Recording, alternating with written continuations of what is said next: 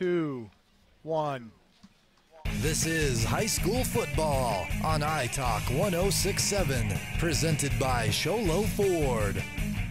High school football is also brought to you in part by Northland Pioneer College, Ace Hardware of the White Mountains, Little Bluebird Studios, Sunrise Park Resort, Honda Ski and Outdoor Sport, Deemer's Glass, Beeler Orthodontics, Summit Regional Medical Center, Octopus Car Wash, and Mountain Mobile Auto Glass.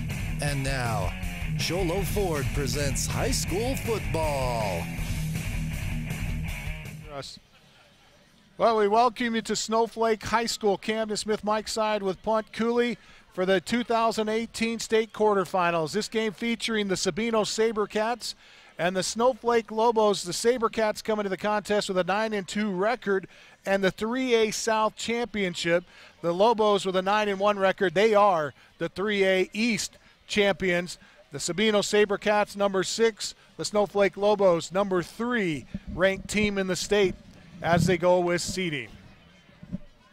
Common opponents here tonight. The Sabercats are 5-0 in common opponents. The Snowflake Lobos are 3-1. The difference in opponents, you can see that their common opponents are a little bit different. Blue Ridge had 2 games with Sabino this year. Once in the regular season and once last week in the first round of the playoffs. Sabino beat Blue Ridge last week 38-6. The first time they played them, it was a 1-touchdown difference, as was the first time Snowflake, or the only time Snowflake played them. Punt? Well, and then, of course, the obvious difference, Benjamin Franklin, that was Snowflake's second game of the season. Benjamin Franklin beat Snowflake here on Snowflake's home turf, whereas Sabino during the regular season was victorious over that same team by a touchdown margin. And then, of course, if you look at that Pusch Ridge Christian game, very, very similar in terms of final score. And another major difference was Safford game. Snowflake playing Safford actually in their first game of the season and winning that. But Sabino with a little bit more of a, well, I'm sorry, Snowflake having a larger margin of victory than did Sabino. We look at the statistics. Statistically, these teams pretty evenly matched. Total yards separating them are less than 30, or just about 30 yards in favor of Snowflake. Snowflake, incidentally, leads them slightly in every single category, including points per game. You can see there at 29.4 versus Sabino averaging 25.8. Time now for our injury report, brought to you by Summit Regional Medical Center. Everything your athlete needs to get back into the game. That's Summit Regional Medical Center. And for the Snowflake Lobos tonight, it's a sophomore who got sick earlier, overnight really, woke up sick. It's Taryn Green. He's slated to start at linebacker tonight for Snowflake. Not sure if he's going to or not at this point. He's here. He's ready to play. As far as we know, we'll see how that affects him. Again, not an injury, but definitely not feeling well. We go now to Sabino. Aj Skaggs, their quarterback, broke his left arm against, or his left hand, I should say, against Safford earlier. I think it was about 2 or 3 games ago. And he's got a cast. You can see him there in that picture. It's not on his throwing hand, though, so we'll see how that affects him. Time now for our Ace Hardware Key Players of the Game, brought to you by the Ace Hardware of the White Mountains, now with a 24/7 locksmith. Next time you're locked out of your car, just need a key made, their mobile unit will come to you. That's the Ace Hardware in Pine Top, Sholo, and Heber Overguard. And Punt, a lot of players to talk about. We start with Sabino's quarterback. And we do start with the quarterback. Despite the injury, as you say, he's still their key player. Just a sophomore, good-sized kid, 6 foot, 195-pounder. He was an all-region performer this year for the Sabercats. Comes into tonight's game with a 67% passing completion percentage and just over 1,300 yards, a total of 16 touchdowns, and against only 3 interceptions. That's a great production for him. And, of course, Sabino averaging over 130 yards per game passing. They like to go to the passing game. And they have a couple of great receivers, starting with Jimmy Hamilton, the senior. He's one of the leading receivers. There's a pair of them, 32 receptions, 489 yards, 5 touchdowns.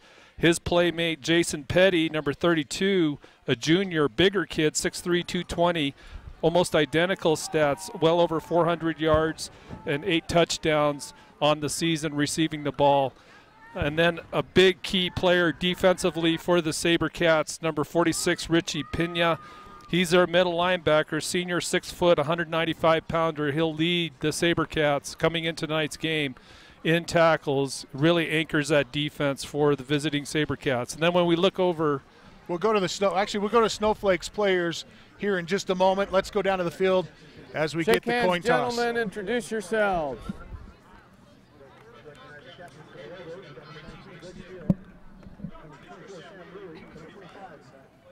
Okay, captains, you're in charge of your team along with your head coach. Make sure you don't let any of your players get in trouble tonight, okay? Sabino, you're the visitors. That's heads. That's tails. I'm going to let it drop to the ground. What's your call? Tails. What do you call? His call is tails. Comes up heads. Snowflake? Which goal do you want to defend? We'd like to defend that one. That one? Okay. Snowflake over here with me, Sabino over there. Snowflake has won the toss. They'll receive in the first half. Shake hands. Good luck to both teams. All right, there's your coin toss. Let's go now to the Ace Hardware key players for Snowflake here tonight. As we start things off for for Snowflake, we've got Ethan Ramage, Punt. Yeah, Ethan Ramage, of course, a junior quarterback. 129 completions on 194 attempts. That's a 67%, over 1,500 yards, 12 touchdowns against 10 interceptions coming into tonight's game. Snowflake averaging over 150 yards per game passing. And then we get into the running back core. Brigden Turley, their leading rusher, 123 carries, 800 yards on the season for a total of 10 touchdowns. He's averaging about 80 yards per game carry. And then his mate in the backfield, David Brimhall, the senior, 5'10", 200-pounder. He'll come into tonight's game, 72 carries, 510 total yards with 5 touchdowns. A big defensive player as well for this Snowflake Lobos team.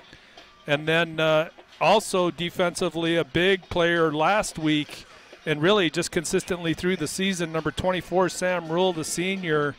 He anchors that defensive secondary, does a great job. You will see him on offense. He's got great speed.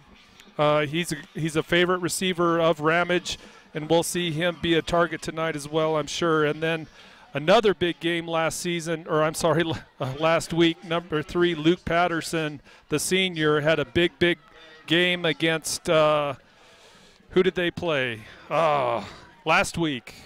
Anyway, he ended up getting player of the game with the production he had. Just an outstanding game. We'll see if he can replicate that tonight. Time now for our Northland Pioneer College kickoff.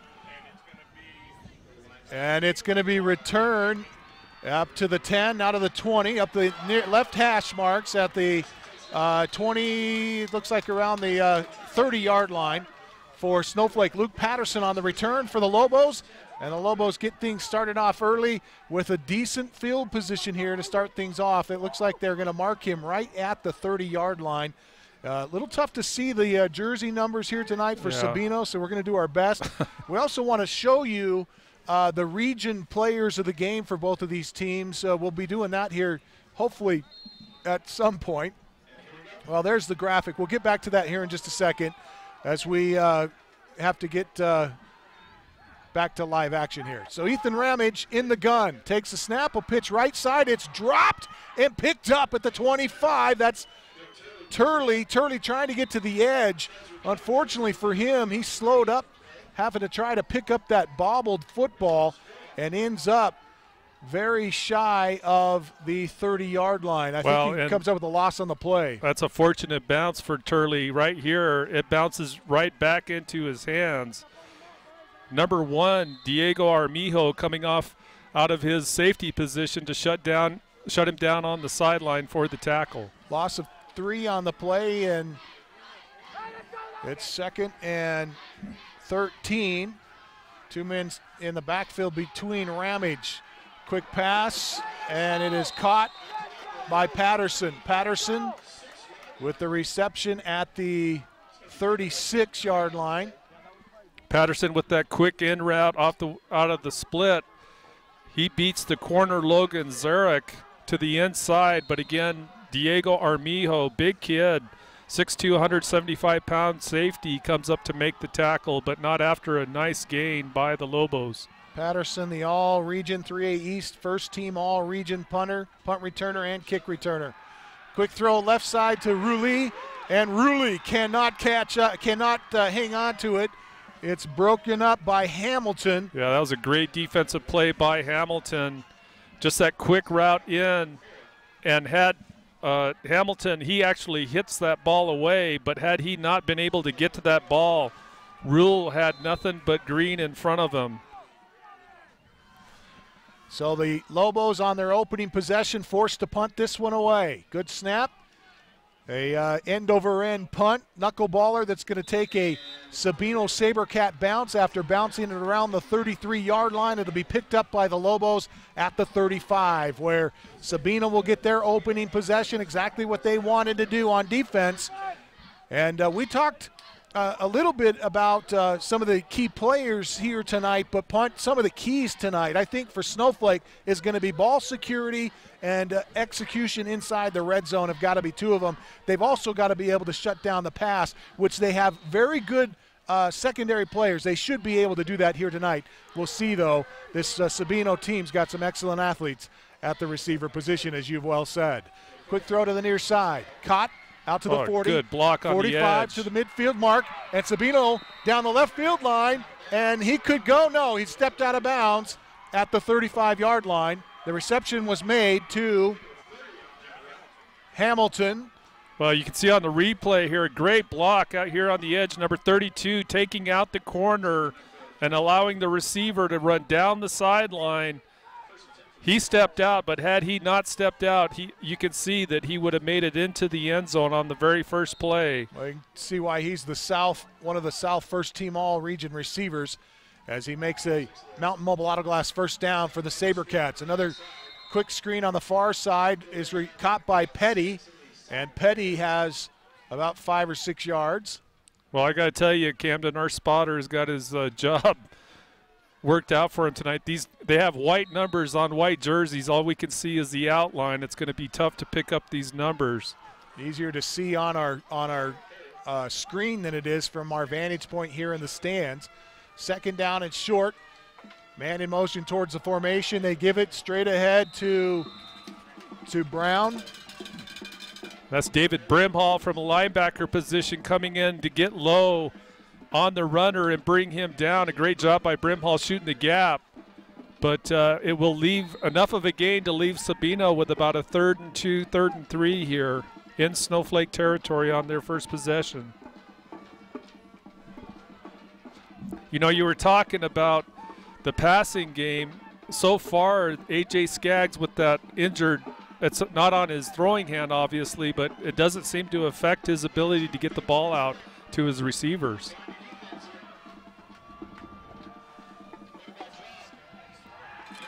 Quick throw near side. It is going to be skipped to the intended receiver.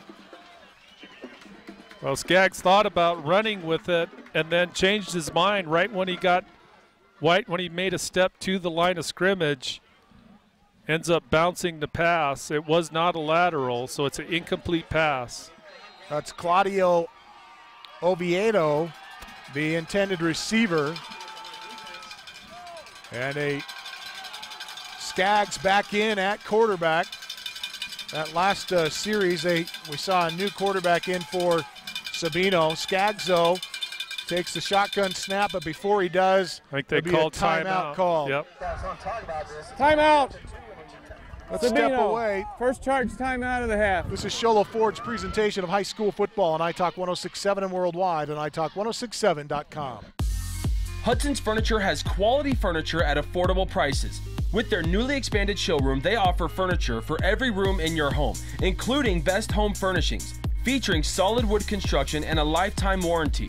And customized orders are available to fit your individual size, color, and style. Plus, get guaranteed credit approval with 0 interest and 0 down. For the best prices on quality furniture, visit Hudson's Furniture, across from Walmart in Taylor.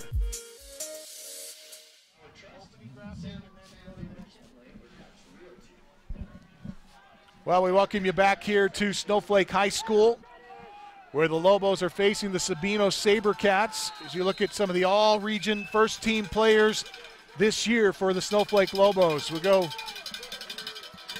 after the timeout. It's going to be 4th down and 2 for the Sabercats at the Snowflake 27. Set a man in motion across the formation from left to right, or right to left rather, and we get penalty marker thrown. Bad play by the Lobos. I think that was before the snap. Encroachment. I don't defense. Understand what made the defender move. We had a motion man, but it looked like Justin White, number 66.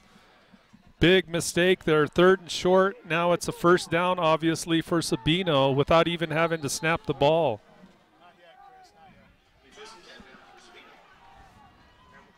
So a Mountain Mobile Auto Glass 1st down for the Sabercats. Hamilton in at quarterback, and they're going to hand it off fumble. to Logan, and the football is stripped away and picked up by the Snowflake Lobos. Jesse Sparks. Yeah, big turnover there. The running back still trying to I think the running back was, I can't tell the number, but I don't know if he was hit. Number 16 was the Logan Zurek, the senior. He just lost control of that ball, and it could be, it's a really cold night tonight, and, that football gets really slippery when it gets really cold up here. That might be part of it, something those boys down in Tucson probably aren't used to. Shotgun snap to Ramage, handed off to Turley. Turley banging his way through traffic, but not much there. Sabino handling the Lobos up front. The tackle was made by Pena, the team's top tackler and also the Region Player of the Year for the 3A South. Also Stubblefield, another linebacker. You can see him there. The combo of Pena and Stubblefield just doing a great job on the runner that time, holding him to about a yard gain. Ramage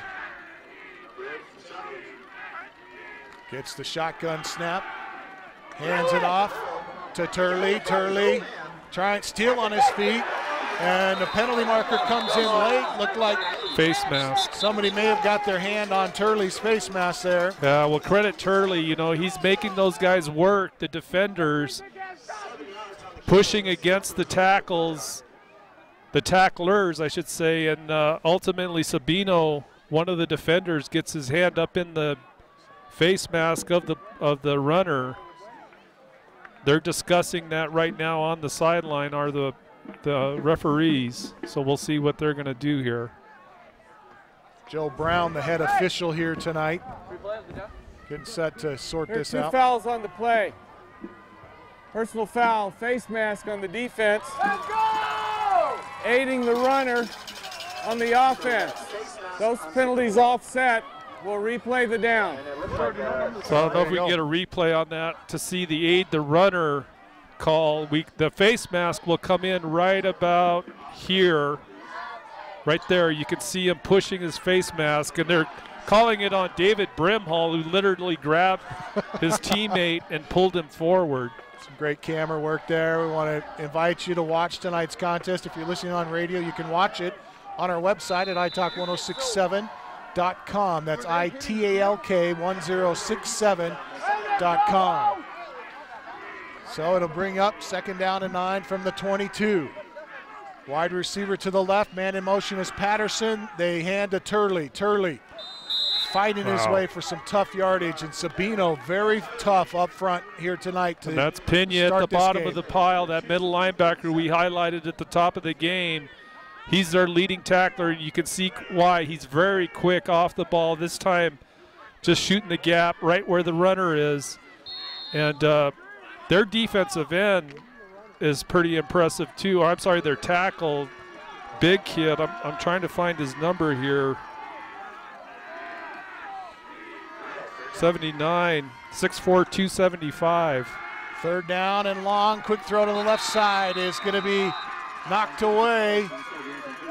Hamilton got his hand on it and knocked it away. Another one of those key players tonight. We have him. Looked like Patterson was the intended receiver, and that ball actually was hard for him to get to. Patterson maybe thrown a little bit behind him. You'll see him reach for it here after he jumps with the one hand. We have him highlighted as a receiver tonight, but doing a great job defensively right there. Nice Big punt, drives the return man all the way back. It got over his head, picks it up on the block or on the ground, and Hamilton finally going to be brought down after he danced around for about 5 seconds back at the 27-yard line, and a penalty marker comes in at the tackle. I think it's going to be a block in the back by the Sabino Sabercats. That's my guess. 6 minutes, 54 seconds, opening paragraph of this contest. No score. This will be Sabino's second possession of the game. Here's the official call on the flag. Return, block in the back, return team.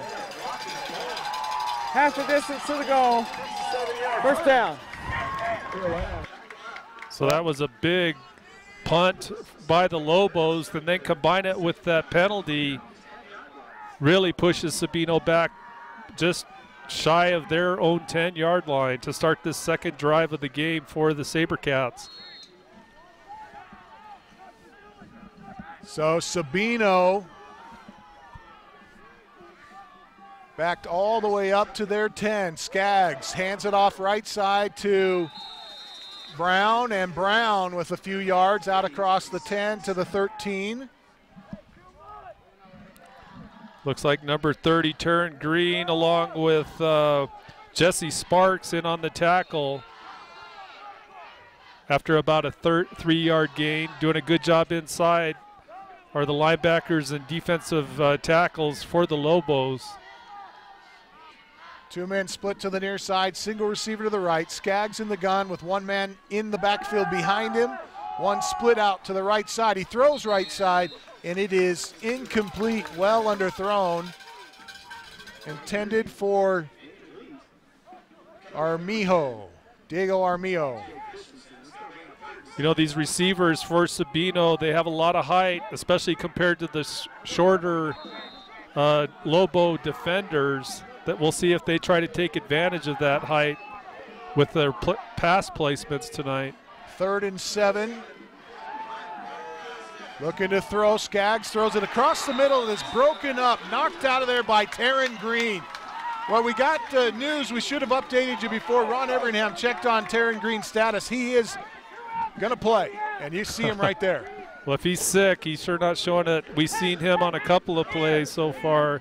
Great coverage there by linebacker Green, staying with the receiver, just knocking the pass away before he can get to the receiver. Go ahead. Yeah. Just a sophomore. He's the 3A East. He's got a 3A East honorable mention at linebacker this year. Diego to punt. High punt, going to be fielded on the Sabercat side of the 50, and Patterson is going to return it out across the 35 to about the 33-yard line.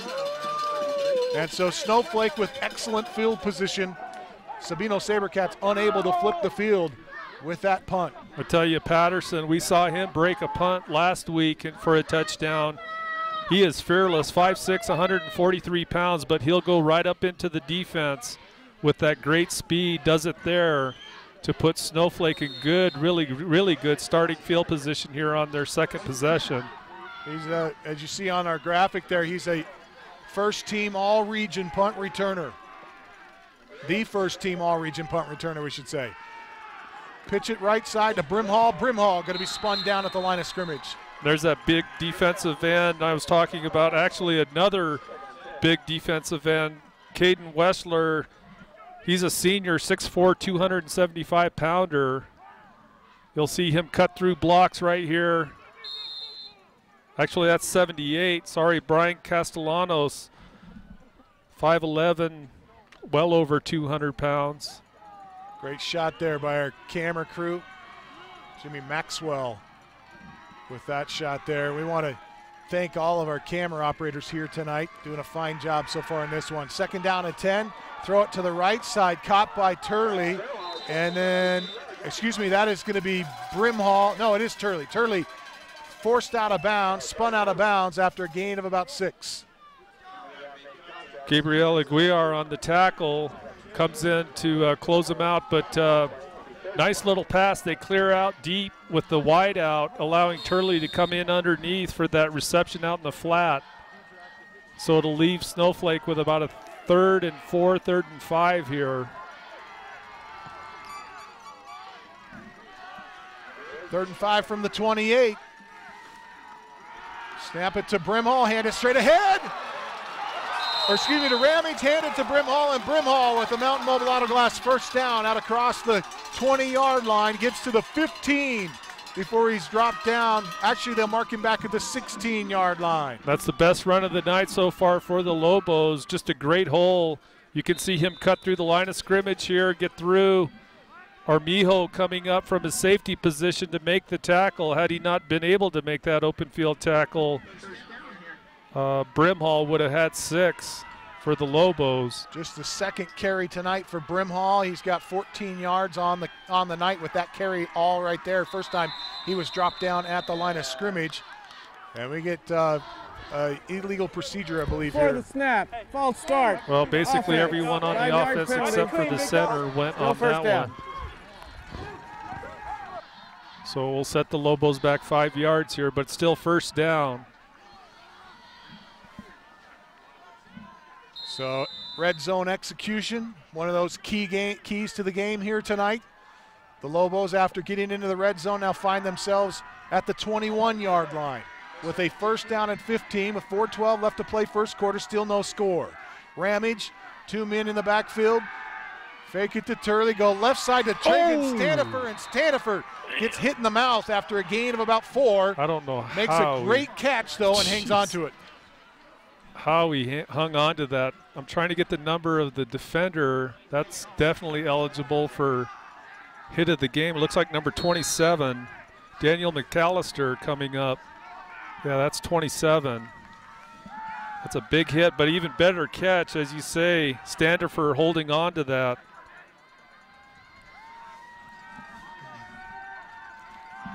Three and a half remains first quarter. 2nd down and 11 from the 17. 2 men split in the backfield with Ramage in the gun. Shotgun snap, play action, throw it right side to Patterson. Patterson with the catch at the 10-yard line.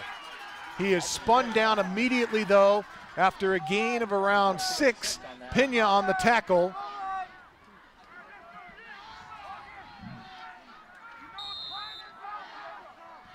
Ramage has been doing a great job at the quarterback position, and it looks like with the way that Sabino has shut down the run here tonight, Punt, it looks like the Lobos are going to have to rely more on their air attack. 2 receivers to the near side, single receiver to the far side. Ramage on 3rd down and 4 from the Sabino 10-yard line. Hand it to Brimhall. Brimhall. Pena, who makes contact with Brimhall just a little bit beyond the line of scrimmage. Pena actually trying to rip the ball out of Brimhall's hands, but credit Brimhall for just keeping those legs move forward. We can see here comes Pena with that rip. Try to get that football out, but credit Brimhall, those strong hands, able to get that first down for the Lobos and put them in great position, 1st and goal at the 5. Big time first down for the Lobos. Ramage steps up under center now as they go tight sets across the front line. The tight end lined up on the left side. Double tight ends, rather. Ramage, play action, rolling to his left. Pump fakes, now throws, it is caught, touchdown. Number Reception 36, is made. Bryden Hatch, sorry. So on the Bryden reception. Hatch, yeah. Hudson's Furniture, touchdown, but a penalty marker is thrown. You can see him just playing option out here with that linebacker, the only guy in coverage. But we do have a flag, and I think they're discussing, well, we'll hear directly rather than trying to guess. Illegal forward pass, thrown from beyond the line of scrimmage, offense. 5-yard penalty, loss of down. Well, you can see on the replay here, Ramage, once he does roll out, on the option here, he's deciding, do I pass? And he's trying to bait the backer up so he can pass it. Right across the 5-yard line was the was the line of scrimmage, and you could see him step right across it. Great call by the officials.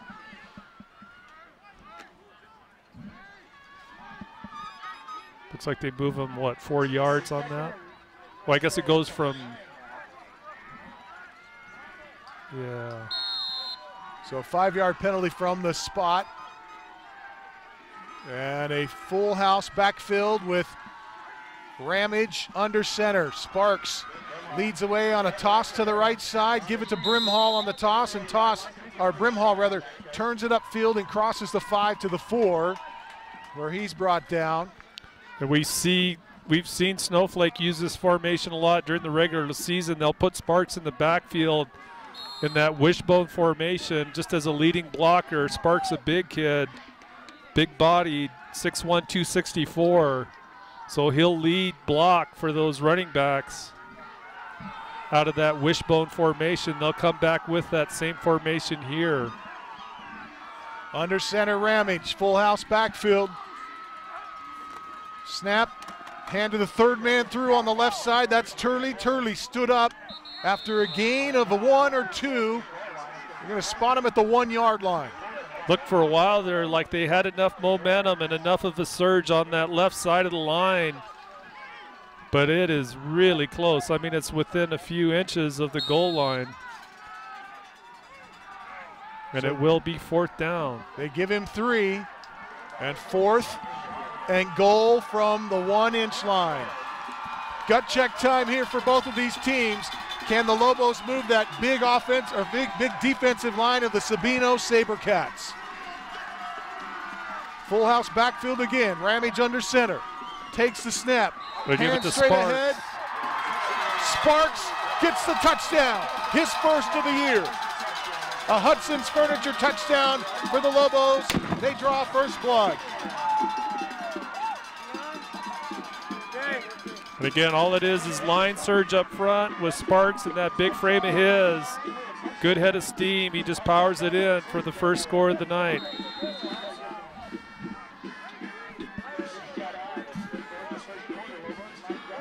On to try the point after try. Ruley to hold.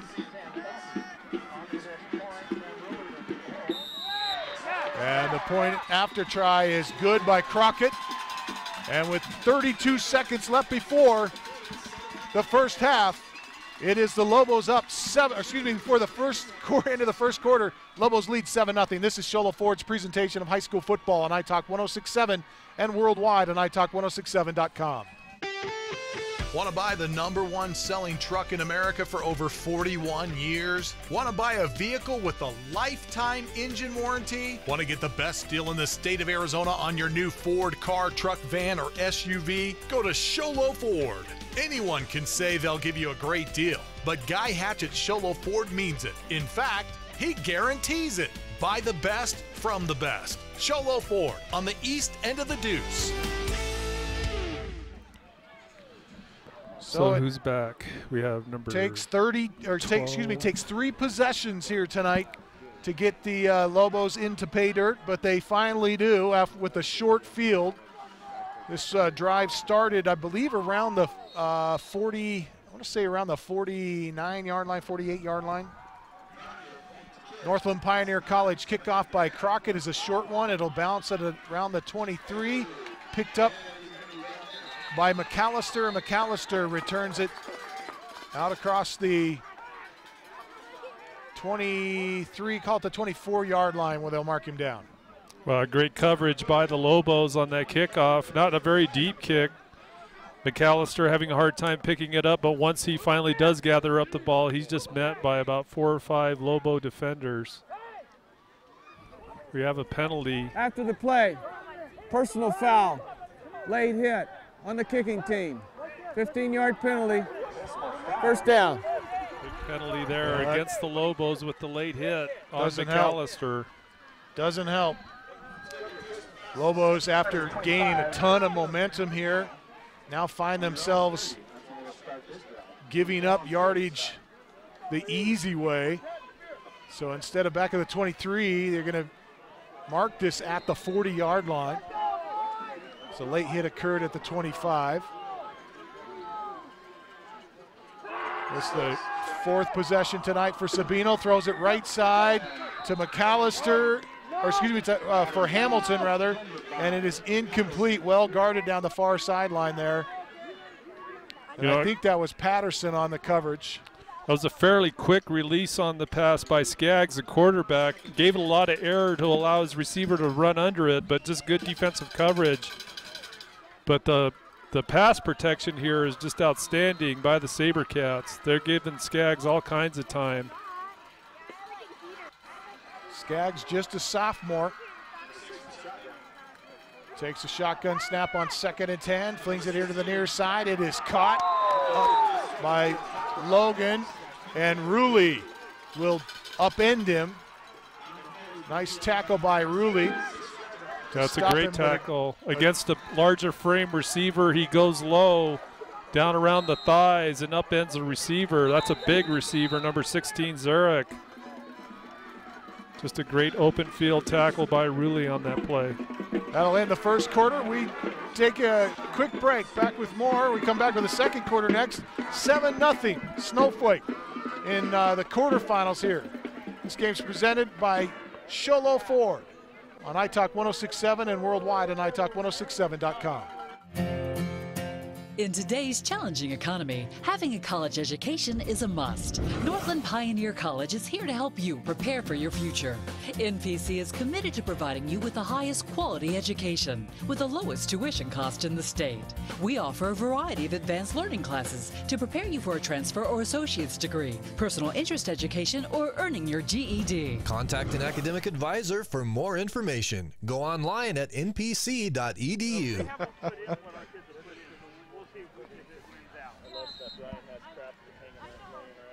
Well, we welcome you back here to Snowflake High School. The Lobos and the Sabercats. Lobos up 7-0 as we get set for quarter number 2. And if you're just joining us, this is the 2018 state quarterfinals. And we got 2 of the top teams in the conference facing off here, 6-3.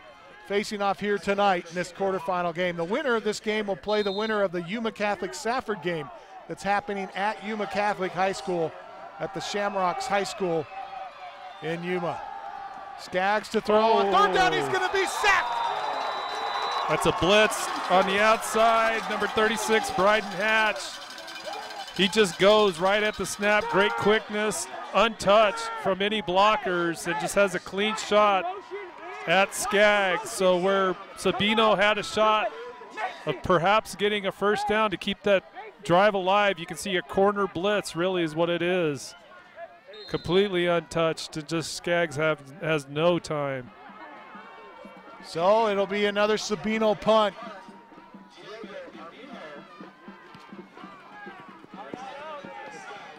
This one's going to go out of bounds.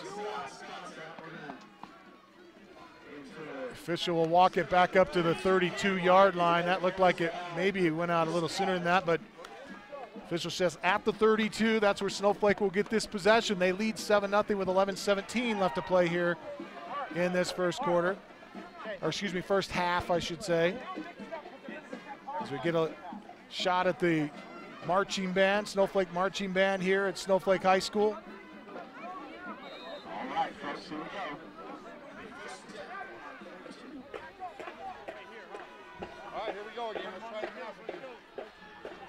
Ramage in shotgun. 2 men behind him in an I set. Pitch to Turley. He's going to throw and has Patterson, but he overthrows him by just an inch. Looked like Patterson maybe stumbled that time. Well, actually, in watching, I don't know if we get a replay, it was good coverage. The safety stays along with the corner going back on that. It's just the corner instead of trying to high point, you can see him get pushed here, allowing the receiver to get in behind him. But other than that, Sabino not falling for that pitch pass. Good coverage on that play. 2nd down and 10. Ramage. Shotgun snap. Gonna hand it to Patterson coming to the near side at the 30-35, and he steps out of bounds just shy of the 40. Patterson looked like he was going to go. For that play to work, it needs good block out on the edge, and Sam really delivers there, pinching off that corner to allow Patterson to get upfield. Just ran out of sideline ultimately, but still enough to put him with about a 3rd and 4 here. Maybe 3rd and 3. 3rd and 3 from the 39. Tight end Staniford to the left side. 2 men split. 1 to the left, 1 to the right. Play action, throw it across the middle to Patterson. Or no, that's to Christensen. And Christensen can't hang on to it. Jimmy Hamilton on the coverage on that corner with Christensen. There was some contact between them, but it looked like right at where the pass came into Christensen. Just a good job by Hamilton to knock that ball down along with the receiver. Snowflake really going a lot to these quick in routes, I noticed. They're seeing something on film where they feel they can take advantage of those corners to the inside. Ramage with a high punt that'll be fair, caught by Hamilton. Bobbled it for a moment there at the 32, 33-yard line. We'll see if we can go back to that replay, because the Snowflake coaching staff felt like Christensen got held on this, or there was some interference, and you can see a hand on the back there, but not a lot of contact to call on there. So the officials keeping the flag in the pocket on that one, and Sabino with another possession. This has been a ping pong match here tonight, Punt. Yeah, great defense so far, which we expected. Hand it to Brown. Against Sabino's running game tonight, pretty much non-existent due to play just like that. And we've seen this from the Lobo defense pretty consistently all season. That defensive front does a great job of sealing off those gaps up front. Really mobile linebackers that can recognize quickly, take that quick first step. And they just do a great job of shutting down the running game so far against these Sabercats.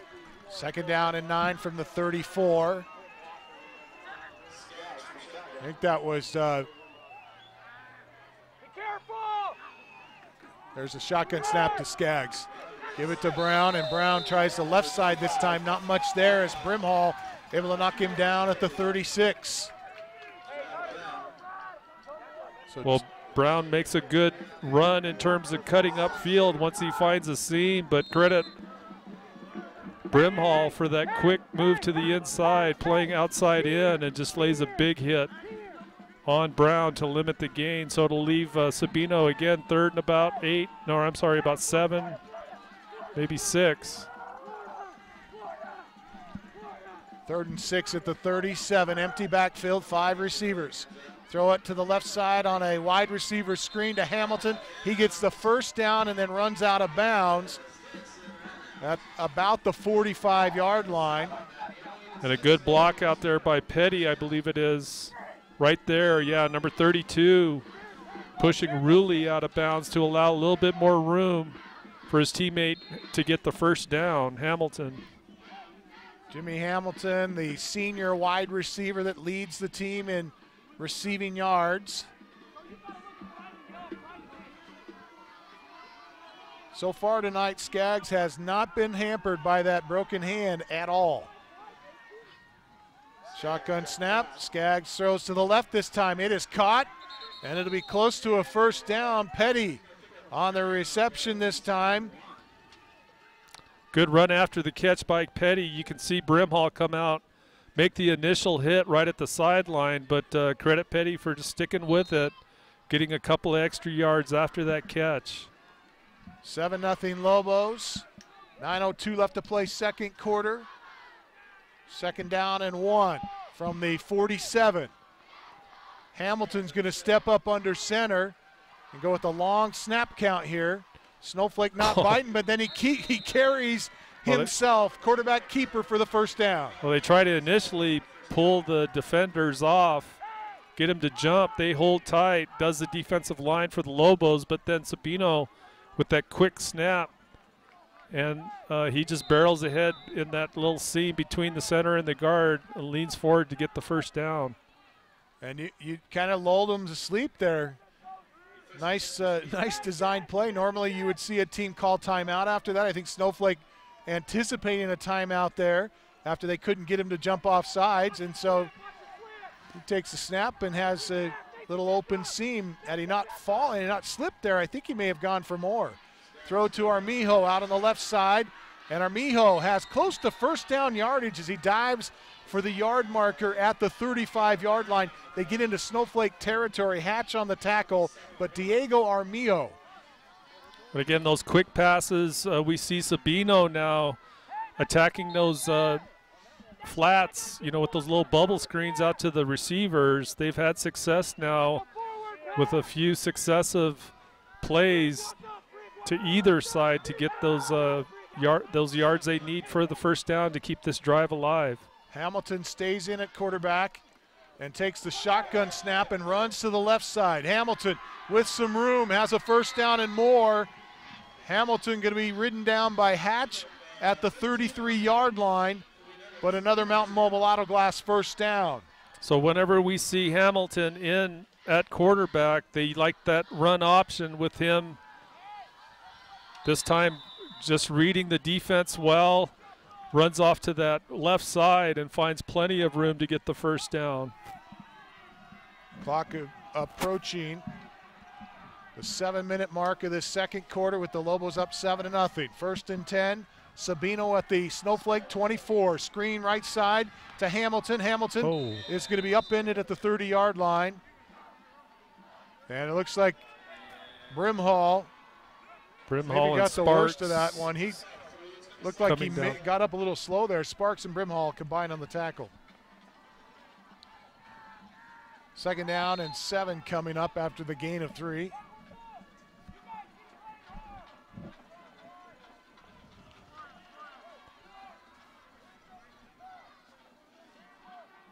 There's Hamilton.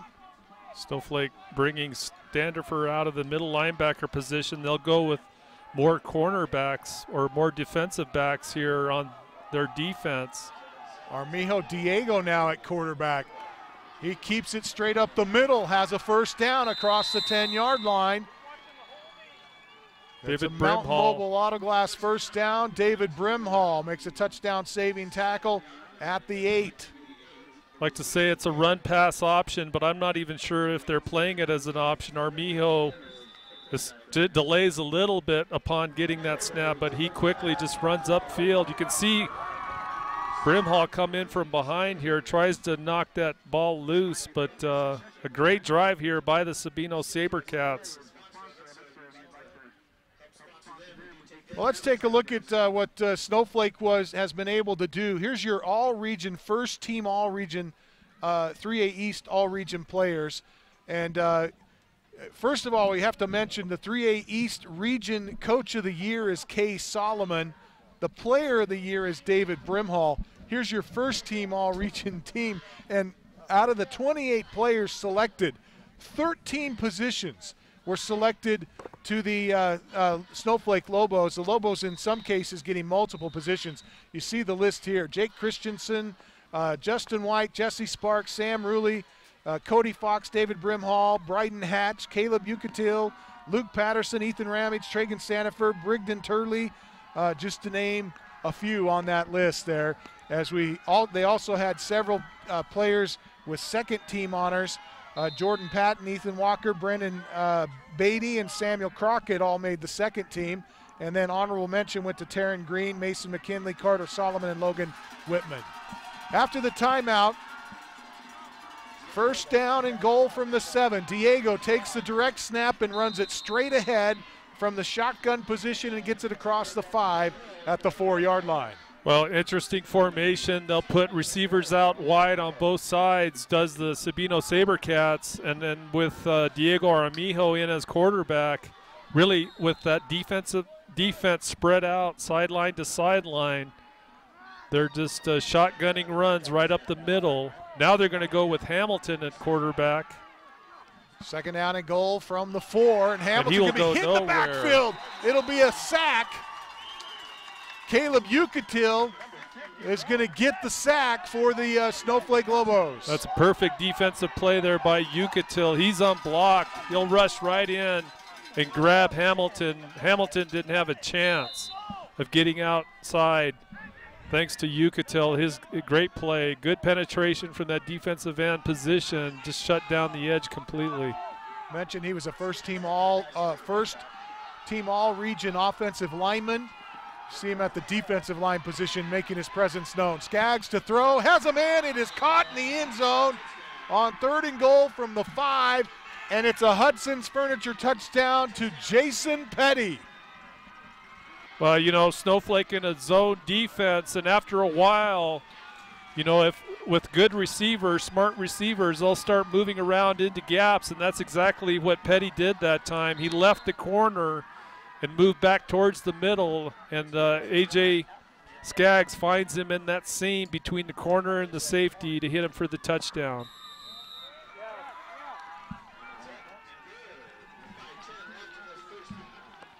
Caleb Markley on the point after try. It's good.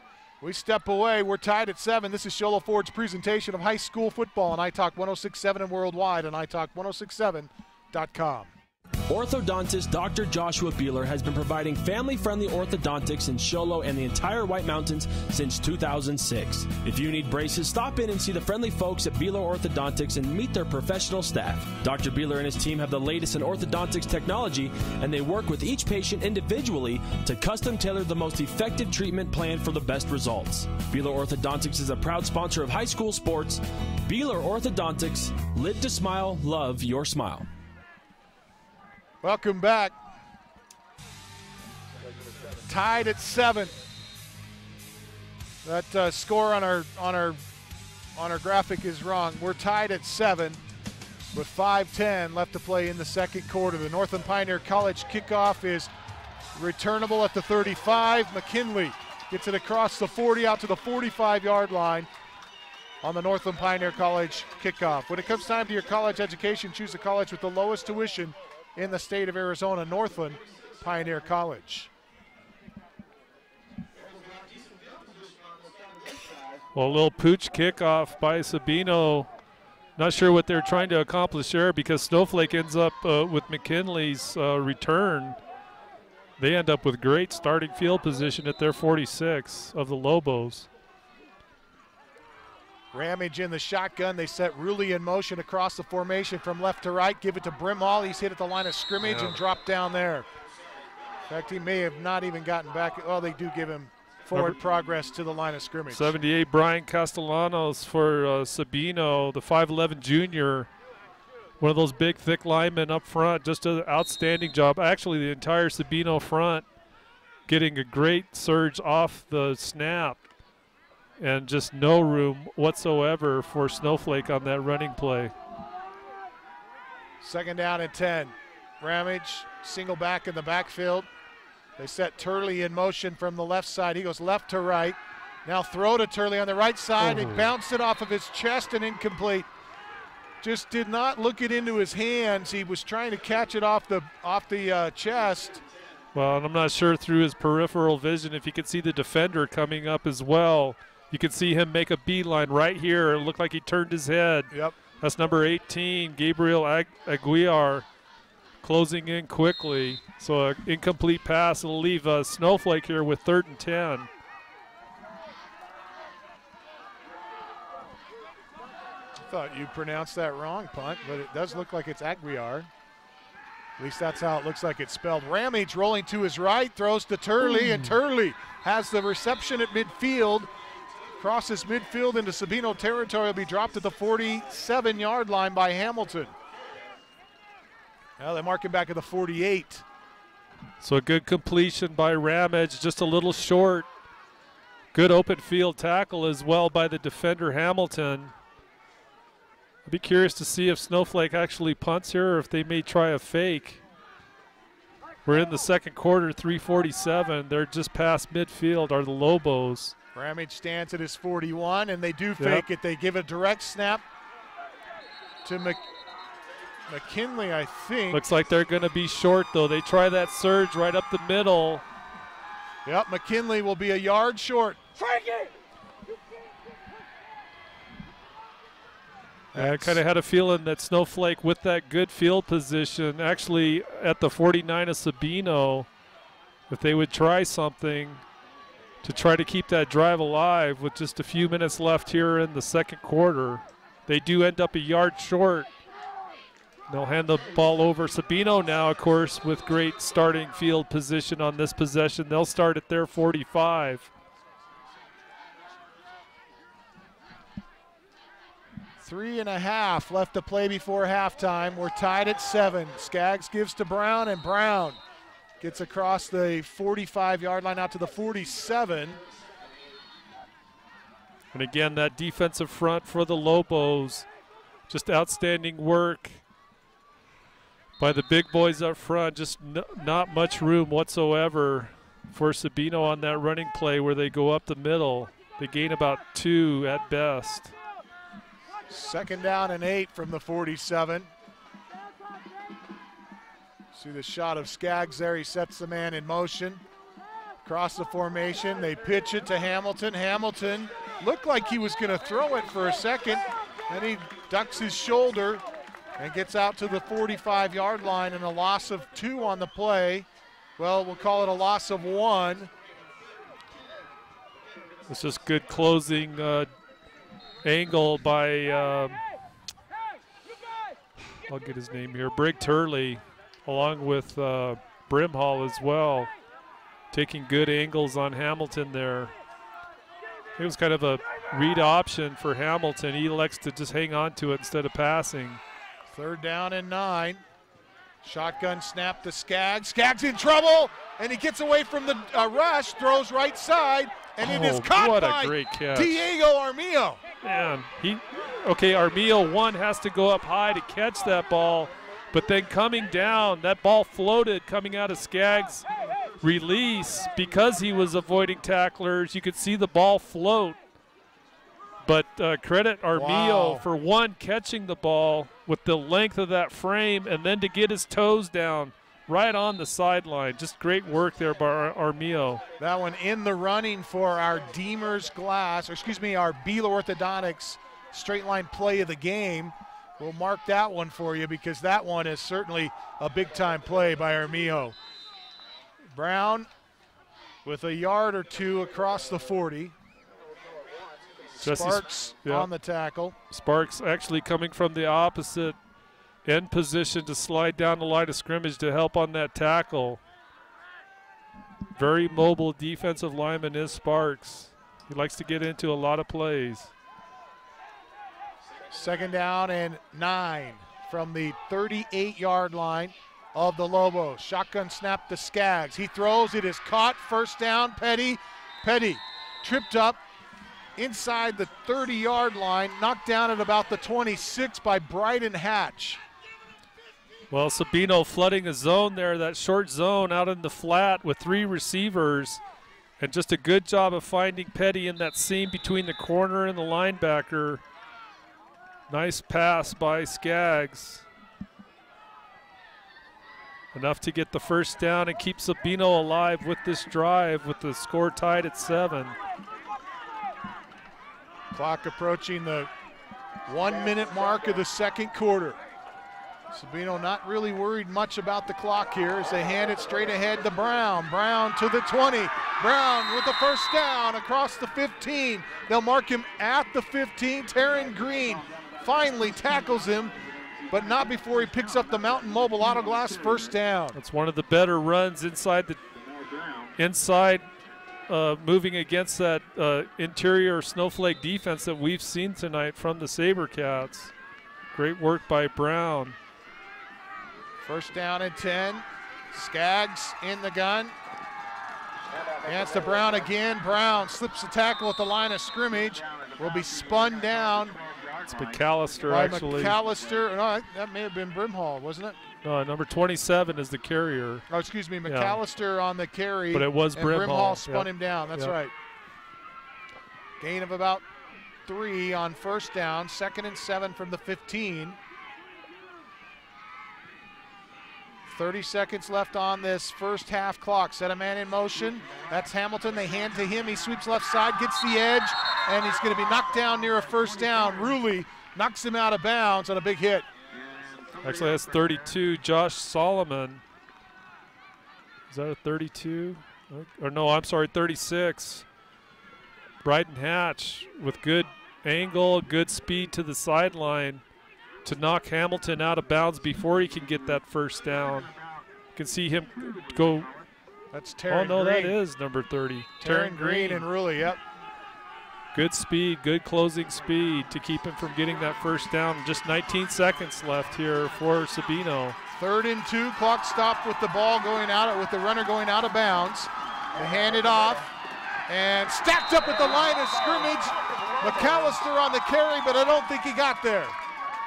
And those linebackers doing the work there along with Green again. Taryn Green coming up to help close the deal. Timeout, Sabino. Second time out of the half. Sabino's going to take a timeout with 8 seconds left here before halftime.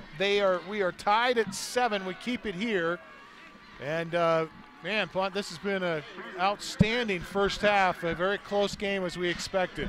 Well, you know, it's hard to judge, you know, with these teams that don't play regularly, and this is the first time we've seen Sabino this year. But when we did the common opponents comparison, these two are so closely matched. Just looking at things like that, their overall stats in terms of their offense and where they get their yards, very similar teams, very athletic teams, and it's certainly playing out to be that case in this. So far in this game tonight. Well, they're going to try a field goal. John and puts it up, It's good. and it is good. Is that a 20? I didn't see where the spot was. That 20? I think it's like a 25. 22, 23-yard field goal right there. And Sabino goes up 10-7 with 4 seconds left.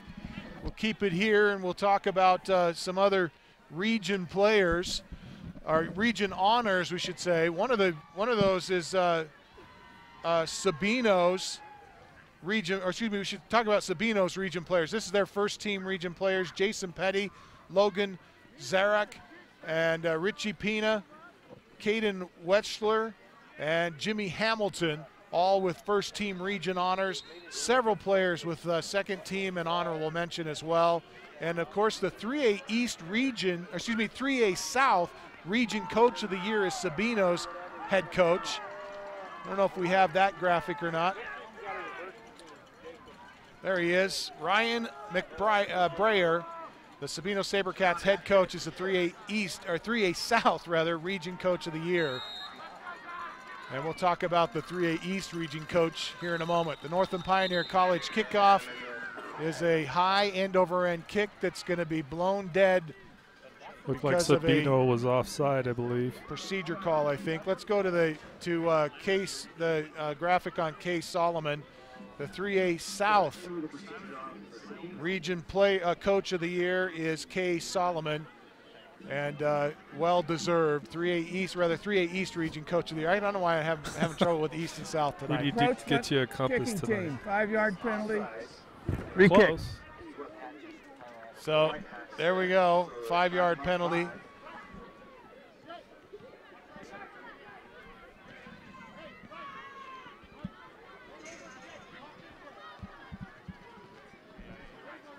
So we're going to do it again.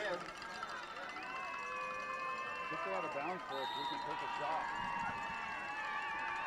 Northland Pioneer College kickoff, high end over kickoff. It's going to go out of bounds at the 45-yard line. And so they may decline this to have them kick again. They should, because it would be at the 35-yard line. They even take it out of bounds. I think it went out at the 36, so they could take it out of bounds there or accept the penalty. Well, or have him re-kick it again. I think that's the wise Free kick out of bounds. 5-yard penalty, re-kick. So they are doing everything they can to keep it out of the return men for Snowflake. Right, and there's a lot of respect there. They've Sabino, I'm sure, have watched these guys on film. Snowflake does an outstanding job with their special teams, especially their kickoff. They've got great runners, good speed. So their Sabino Sabercats are just definitely trying to keep the ball away from even their shorter receivers are good runners. So Turley and Patterson are back to receive. Now they put Turley up and Patterson back as the lone back. They squib it, high bounce. He'll be fielded by Turley at the 30. Comes near side to the 40. 45, he'll be knocked out of bounds, and that'll end the half. So unfortunately for the Lobos, unable to get a kickoff return for a touchdown there at the end. They trail 10-7 at intermission. We want to say a couple of things that we have to say here tonight. Our broadcast rights to this AIA postseason contest have been granted to us, granted to iTalk 106.7 FM by the Arizona Interscholastic Association, and is intended solely for the enjoyment of our viewing audience. Any rebroadcast, retransmission, or other use of this production without the express written consent of the AIA is prohibited. Time now for our Sunrise Park Resort halftime show, brought to you by the Sunrise Park Resort. Don't forget, excellent skiing will be had this year up at Sunrise. If you want to get a chance to get some discounted tickets, make sure you check it out at sunriseskipark.com. That's sunriseskipark.com. They've already got quite a bit of snow up there and should be opening any time now. So we'll look forward to that. Go to Sunrise Ski Park for details at sunriseskipark.com. Back with our Sunrise Park Resort. This is halftime show. This is Sholo Ford's presentation of high school football on iTalk 106.7 and worldwide on iTalk1067.com.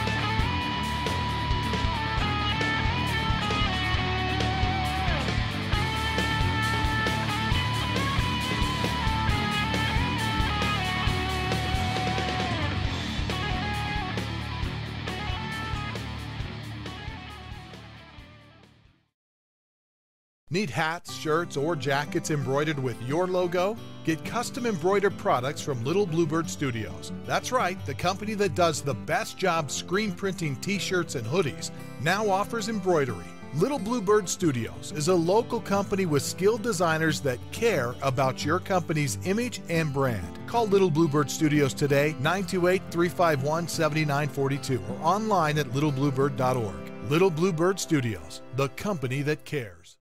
Summit Healthcare Regional Medical Center is a proud supporter of high school sports. Many of our local sports players were born at the hospital, where Summit Obstetrics offers comfortable individual rooms for mom and baby. In case of a sports injury, the hospital ER is always staffed and prepared to take on the most serious injuries, and Summit features an advanced diagnostics department with state-of-the-art equipment. The Summit Healthcare orthopedic and therapy teams can help sports players overcome injuries and return to the game. Summit Healthcare Regional Medical Center wishes all players a successful and healthy season this year.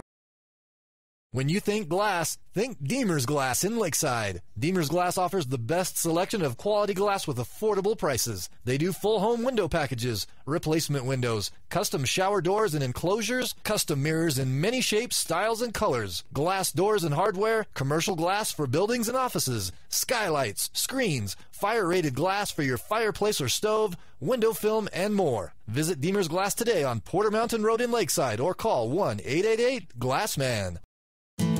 You've been there, waiting forever at the gas station for the guy to free up so he can fill up your propane tank. Or worse, when the only qualified propane technician decided to stay home that day. Yep, you've been there and I have too. That's why now I get my propane from Ace Hardware every time. You get Ace Hardware's world-famous customer service when you stop in for propane. That's right, you get in, you get out, and you get a great deal on propane and everything else. From Ace Hardware at their locations in Pine Top and Heber. Ace Hardware is proud to support White Mountain Sports. Want to go fishing? Head to Honda Ski and Outdoor Sport. They have fishing supplies, outdoor fishing attire, and fishing gear. Plus all kinds of bait including live worms, flies, and lures. The staff are experienced anglers and they can advise you on what you need, where to go, and what type of bait the fish are biting on. Plus, pick up your fishing, camping, and boat permits. When you think fishing, think Honda Ski and Outdoor Sport. located on Highway 260, 1 mile before the casino. Well, we welcome you back to Snowflake High School. It's 10-7 at intermission with the Sabercats on top of the Lobos. We want to thank several sponsors here tonight. Several of those from the Arizona Interscholastic Association, the Mayo Clinic Sports Medicine Team in Phoenix, the Bank of the West, the exclusive banking partner of the AIA, Wilson Sporting Goods, the official ball of the AIA, Gatorade knows every victory starts from within, Better Business Bureau. Nominate your favorite student athlete for the Better Business Bureau's Ethical Athlete Award at www.athlete.arizonaABB.org. Next Care Urgent Care, the preferred healthcare partner of the AIA, Child Help. The AIA and Child Help are teaming together to end child abuse and bullying in Arizona. Go to childhelp.org for information. Bosa Donuts, home of the best donuts in town. Max Preps, the official photographer of the AIA. Jostens, the official ring provider of the AIA. Famous Dave's, the official barbecue of the AIA. Toyota, visit your valleytoyotadealers.com today. Raising Cane's, the official chicken finger of the AIA. Ticketap, the official ticketing partner of the AIA. Sprouts Healthy Living for Less. Port of Subs, sliced fresh sandwiches. Addicts, the official custom uniform provider of the Arizona Interscholastic Association. Taco Bell, the title sponsor of the AIA Taco Bell Student Section. Carl's Jr., the exclusive burger of the AIA. ArizonaPreps365.com. Follow your team all the way to the championship. And AIA Champions Event, recognizing individuals and schools across the state of Arizona for exemplifying character and honor in their outstanding achievements on and off the field. Welcome back to the Sunrise Park Resort halftime show. We'll recap the first half for you. It was a seesaw battle defensively. Neither team able to score in their opening three possessions. Snowflake finally, in their opening two possessions. Snowflake finally on their third possession comes up with a short field after they got had a big defensive stand, and you see the touchdown there by Jesse Sparks. A 1-yard carry, point after try by Crockett's good at 7-0 with 32 seconds left in the first quarter. Sabino gets the next score of the game in the second quarter with a 5-yard reception. Jason Petty is able to come up with it in the backfield. Skaggs getting away from the rush and finds Petty in the back of the end zone. And good for the first score of the night for Sabino. The point after try is good, and it's 7-all. And then Sabino, with 4 seconds left before the half, tacks on this 23-yard field goal by John Atnip. And that's where we're at here at intermission, 10-7. We'll step away. A look inside the numbers when we return, plus punt coolies, second half adjustments here on the Sunrise Park Resort halftime show. This game is presented by Sholo Ford on iTalk 106.7 and worldwide and iTalk1067.com. Want to buy the #1 selling truck in America for over 41 years? Want to buy a vehicle with a lifetime engine warranty? Want to get the best deal in the state of Arizona on your new Ford car, truck, van, or SUV? Go to Sholo Ford. Anyone can say they'll give you a great deal, but Guy Hatch at Sholo Ford means it. In fact, he guarantees it. Buy the best from the best. Sholo Ford on the east end of the Deuce. Orthodontist Dr. Joshua Beeler has been providing family-friendly orthodontics in Show Low and the entire White Mountains since 2006. If you need braces, stop in and see the friendly folks at Beeler Orthodontics and meet their professional staff. Dr. Beeler and his team have the latest in orthodontics technology, and they work with each patient individually to custom tailor the most effective treatment plan for the best results. Beeler Orthodontics is a proud sponsor of high school sports. Beeler Orthodontics, lit to smile, love your smile. Hudson's Furniture has quality furniture at affordable prices. With their newly expanded showroom, they offer furniture for every room in your home, including best home furnishings, featuring solid wood construction and a lifetime warranty. And customized orders are available to fit your individual size, color, and style. Plus, get guaranteed credit approval with 0 interest and 0 down. For the best prices on quality furniture, visit Hudson's Furniture, across from Walmart in Taylor. In today's challenging economy, having a college education is a must. Northland Pioneer College is here to help you prepare for your future. NPC is committed to providing you with the highest quality education with the lowest tuition cost in the state. We offer a variety of advanced learning classes to prepare you for a transfer or associate's degree, personal interest education, or earning your GED. Contact an academic advisor for more information. Go online at npc.edu.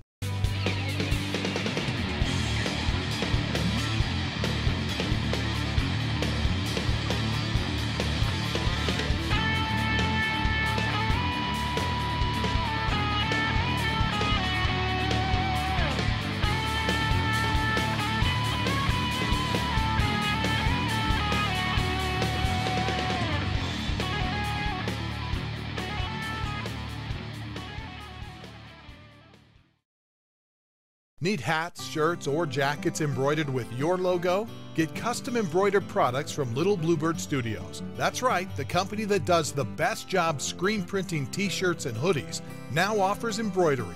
Little Bluebird Studios is a local company with skilled designers that care about your company's image and brand. Call Little Bluebird Studios today, 928-351-7942, or online at littlebluebird.org. Little Bluebird Studios, the company that cares.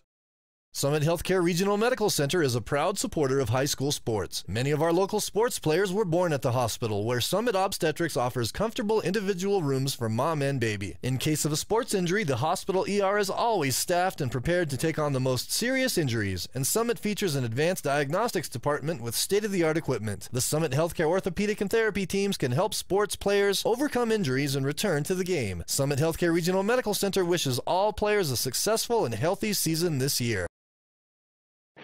Want to go fishing? Head to Honda Ski and Outdoor Sport. They have fishing supplies, outdoor fishing attire, and fishing gear. Plus all kinds of bait including live worms, flies, and lures. The staff are experienced anglers and they can advise you on what you need, where to go, and what type of bait the fish are biting on. Plus, pick up your fishing, camping, and boat permits. When you think fishing, think Honda Ski and Outdoor Sport. Located on Highway 260, 1 mile before the casino. We welcome you back to the Sunrise Park Resort halftime show. 10-7, Sabino on top of the Lobos here at intermission. Sunrise, the best place to go to get your skiing done in Arizona. Check it out at sunriseskipark.com. That's sunriseskipark.com. Punt, second half adjustments for you. You take a look at these two teams, pretty evenly matched. We thought about that coming into the game. Sabino with a 3-point lead here at intermission. What do these teams need to do to, well, for Snowflake, what do they need to do to get back ahead in this game? Well, it's been a real defensive battle for sure. I mean, with our score just 7-10 here at halftime, Snowflake, I think, has got to find a way to try to at least get their running game going. You know, we've seen a few possessions on a few plays where they've busted loose with some good runs, but not consistently have they been able to run the football tonight, have the Lobos. Again, they're going up against a very good defense, and Sabino, they've got good size up front. They've got quick linebackers and DBs, so, you know, they're matched, I think, really well athletically, finally, after all these weeks of watching the Lobos. You know, we're used to seeing a lot of athleticism, a lot of weapons on the Snowflake side, but Sabino definitely has got some athletes too. But I think for Snowflake to, and really it's going to help their passing game, of course, too, if they can get more of a running game going. I think that's been the big limitation for the Lobos so far in the first half. Well, we'll pull back here as we see Snowflake coming back out onto the field. We'll pull back here and show you the first half stats with both teams. And you can see here Sabino passing the football. They've got 99 yards passing unofficially and 43 for Snowflake. Rushing the football, Sabino's outrushed Snowflake 69-46.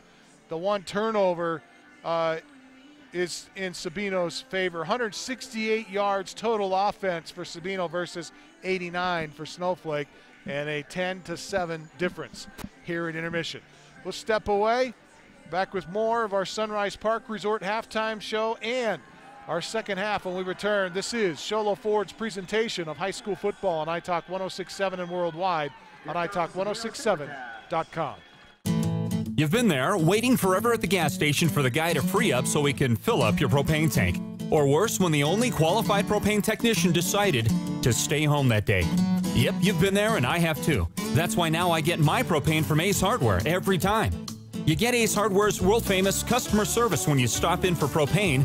That's right, you get in, you get out, and you get a great deal on propane and everything else. From Ace Hardware at their locations in Pine Top and Heber. Ace Hardware is proud to support White Mountain Sports. When you think glass, think Deemer's Glass in Lakeside. Deemer's Glass offers the best selection of quality glass with affordable prices. They do full home window packages, replacement windows, custom shower doors and enclosures, custom mirrors in many shapes, styles, and colors, glass doors and hardware, commercial glass for buildings and offices, skylights, screens, fire-rated glass for your fireplace or stove, window film, and more. Visit Deemer's Glass today on Porter Mountain Road in Lakeside or call 1-888-GLASSMAN. We welcome you back to Snowflake High School.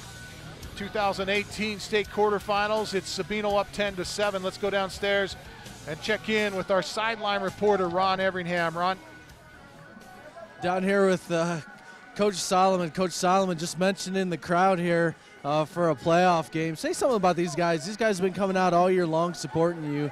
And just what a community. We have a great community, great support for our football program, and yeah, especially our student section. They rock. They get out here, they have a good time and cheer us on, and our band, and you know, got a great crowd here. Great atmosphere. These guys come up, drive up 5 hours in a real dogfight here at half. You know, you trail 10-7. We noticed, you know, some tendencies there in the first half. Anything going to happen differently for the second half for you guys? What'd you tell the boys? Well, we made a few adjustments on both sides of the ball. We'll see if they'll help us out, if they'll work, and we just need to sustain some drives. We're getting too few offensive plays, and our defense is having to carry the load right now, and we need to flip-flop that and make some drives happen and capitalize and score and get back to stopping them. So hopefully that 5-hour drive and the altitude and the cold will kick in here on them a little bit too here. Well, good luck. Good luck. We hope the best for you guys. And I did get a chance to catch up with Coach McBriar, too, from the other side of the field there. And he was pretty cliche. He just said they're ready for a dogfight. He just wants to win by 1 point, and he's expecting it'll go down to the end. All right, thanks, Ron. Appreciate it. We appreciate Coach Solomon. The 3A East Coach of the Year. I got it right. You got it right. We're going to step away. That's going to wrap up our Sunrise Park Resort halftime show. We'll be back with the Northland Pioneer College kickoff to the second half when we return. This is Show Low Ford's presentation of high school football on iTalk 106.7 and worldwide on iTalk1067.com. Want to buy the #1 selling truck in America for over 41 years? Want to buy a vehicle with a lifetime engine warranty? Want to get the best deal in the state of Arizona on your new Ford car, truck, van, or SUV? Go to Show Low Ford. Anyone can say they'll give you a great deal, but Guy Hatch at Show Low Ford means it. In fact, he guarantees it. Buy the best from the best. Show Low Ford on the east end of the Deuce. Orthodontist Dr. Joshua Beeler has been providing family-friendly orthodontics in Show Low and the entire White Mountains since 2006. If you need braces, stop in and see the friendly folks at Beeler Orthodontics and meet their professional staff. Dr. Beeler and his team have the latest in orthodontics technology, and they work with each patient individually to custom tailor the most effective treatment plan for the best results. Beeler Orthodontics is a proud sponsor of high school sports. Beeler Orthodontics, live to smile, love your smile. Hudson's Furniture has quality furniture at affordable prices. With their newly expanded showroom, they offer furniture for every room in your home, including best home furnishings, featuring solid wood construction and a lifetime warranty. And customized orders are available to fit your individual size, color, and style. Plus, get guaranteed credit approval with 0 interest and 0 down. For the best prices on quality furniture, visit Hudson's Furniture, across from Walmart in Taylor. Well, we welcome you back. It's the 2018 state quarterfinals, and the Snowflake Lobos trailing 10-7 here at the end of the halftime as we get set for the third quarter, our Northland Pioneer College kickoff. Don't forget, when it comes time to plan for your college education, choose the college with the lowest tuition in the state of Arizona. That's Northland Pioneer College. And a scoring update for you. Round Valley up 17-7 over Arizona Lutheran. Last scoring update we've had. Crockett to kick. The Snowflake kicks off to Sabino here. Returning it at the 8-yard line is Sabino. Spin at the 10. That's McAllister. McAllister driven backwards after he reaches the 20-yard line, out to the 25, I think. Oh, they're going to even forward progress out to the 27. Jacob Ballard was the first one there for Snowflake. Ballard, along with Briggs Hurley and company, doing a good job on their special teams. Actually, both teams tonight with their special teams play has just been outstanding. Sideline warning. Sabino.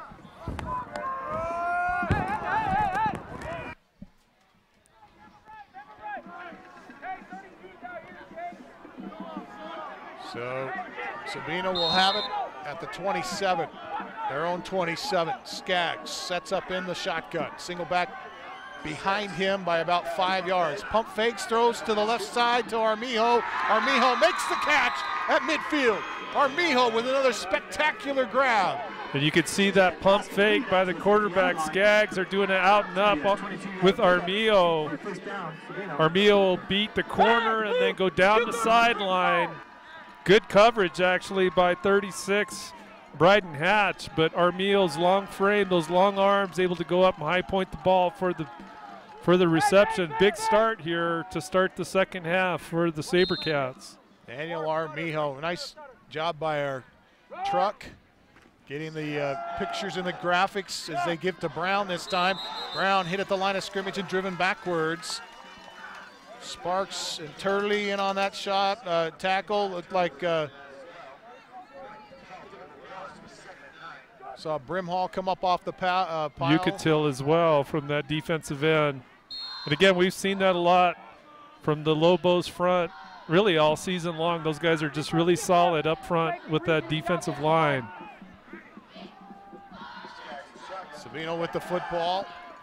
Up 10-7, second down and 9. They target Hamilton on the left side of the field, the far side, and it's incomplete. He overthrew him.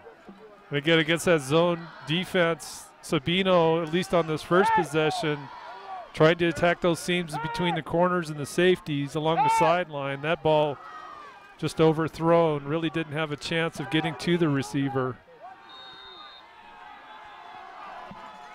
And Skaggs, even with the quick delivery, he's had a lot of time to throw the ball tonight.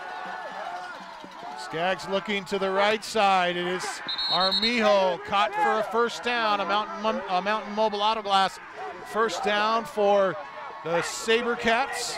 Good route by Armijo. He drives Christensen down deep. Christensen on slow coverage with him split out wide.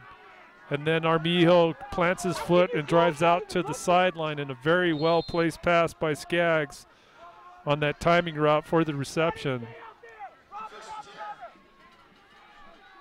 Now in Snowflake territory at their 38. Fresh set of downs for the Sabercats. Give it to Brown, and Brown is through the line. Gain of a couple as he gets close to the 45-yard line before he's dropped. And a penalty marker thrown at the he got close to the 35-yard line. The penalty marker thrown at the 34. It's going to be holding against the Sabercats. Or at the 36, I should say. We'll await the official call here as the officials conversing with Snowflake to determine what they want to do. Holding, offense, 10 yards from the spot of the foul. Repeat first down. There you go.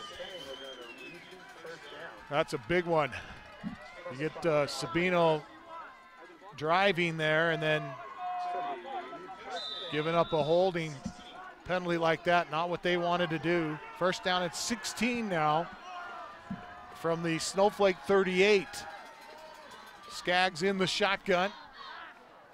Two men split near side. One receiver out wide to the left. Takes the shotgun snap. Play action, throws as he rolls to the left. It's almost picked off. Did he get it? Brimhall had his hands on it. Patterson went to the ground, but they say it touched the turf before he picked it up. That one clearly bounced off the turf, but that's a tough pass. He's throwing into a lot of coverage there. You can see a linebacker, that's Brimhall, tipping it. And then the safety, Patterson, coming up. Not a lot of room for that ball to find a receiver. Just great coverage by the Lobos. Second down and 16 from the 43. Throw to the left side. It's intercepted. Ruley intercepts it on his knees at the 28. That's just a bad, I mean, it's a great pass for Ruley to get the interception. But in terms of the connection between the quarterback and the receiver, that ball was thrown way behind Hamilton.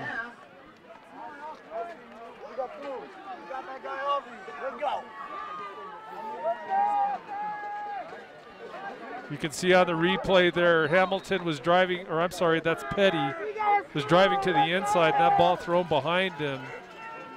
And really in that safety position coverage, able to pick up the interception. Man in motion towards the formation. It's Christensen. They give to him. He gets to the edge on the left side. He'll be knocked out of bounds after he crosses the 40. Out to the 42-yard line. Good for a Mountain Mobile Auto Glass. First down for the Lobos. We were talking at halftime off the air about how the Lobos, at least in that first half, seemed to be attacking the middle of the field a lot offensively and hadn't run much outside. Well, they start this first drive here in the second half with a quick pitch out for a big game. An update in Yuma. Yuma Catholic is up 25-14 over Safford. First down and 10. They hand it straight ahead to Brimhall. Brimhall fighting his way for extra yardage after contact. Gets across the 45. They'll mark him down at the 45-yard line. A gain of 4 hard-fought yards. That was all David Brimhall. Once he gets through the line of scrimmage, he's just pushing with those big legs of his to be able to get a nice gain.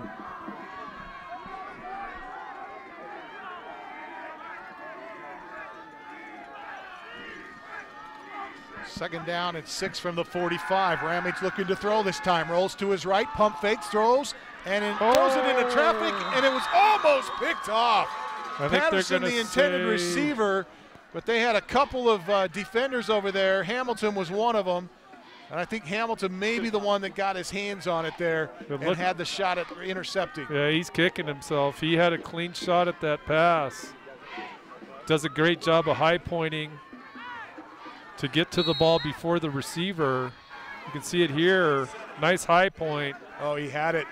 And I think Patterson may have helped knock it loose. He had a little. Ill-advised pass that time by Ramage. He's been intercepted 10 times this year.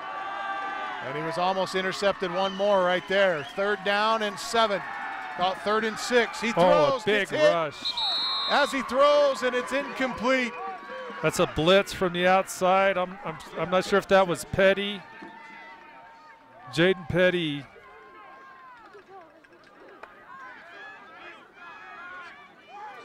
Well, that's Petty coming in from the edge. You could see him with that outside rush and hit Ramage right as he released.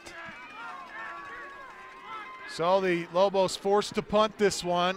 End over end punt.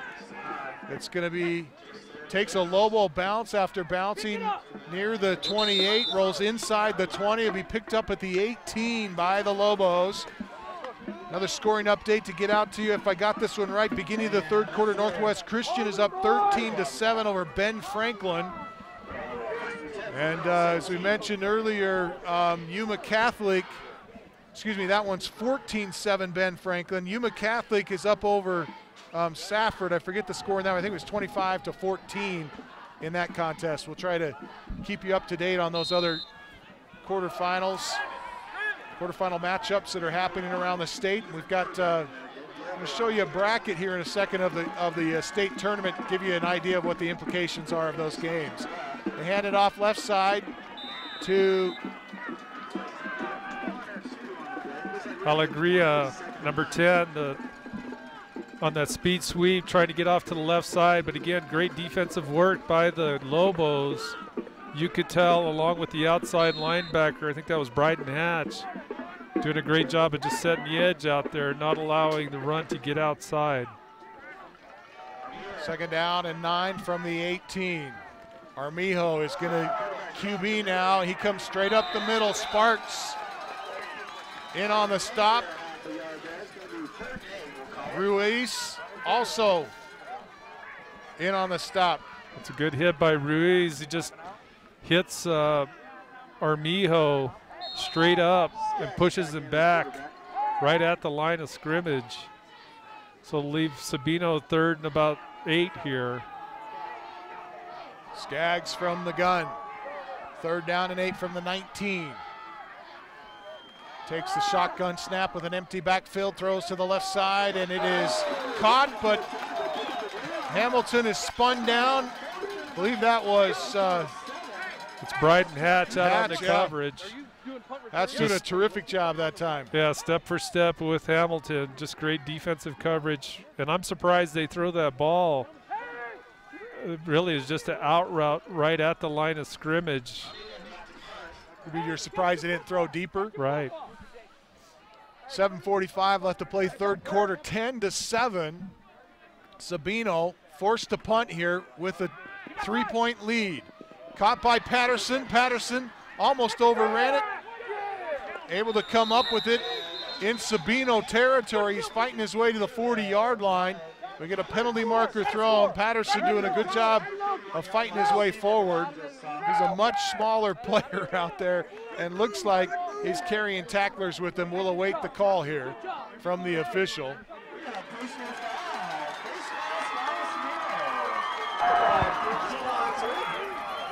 Personal foul, grabbing the face mask on the kicking team.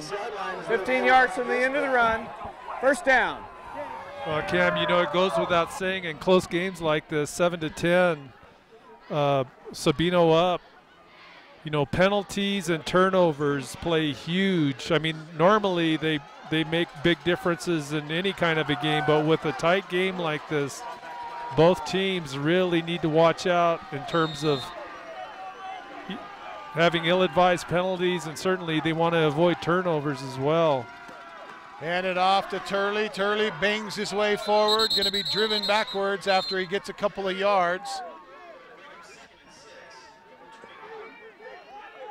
And Sabino, who was 100% dominant between the tackles against the run in the first half, is starting to show some cracks in that defense as Turley comes up with 4 on 1st down.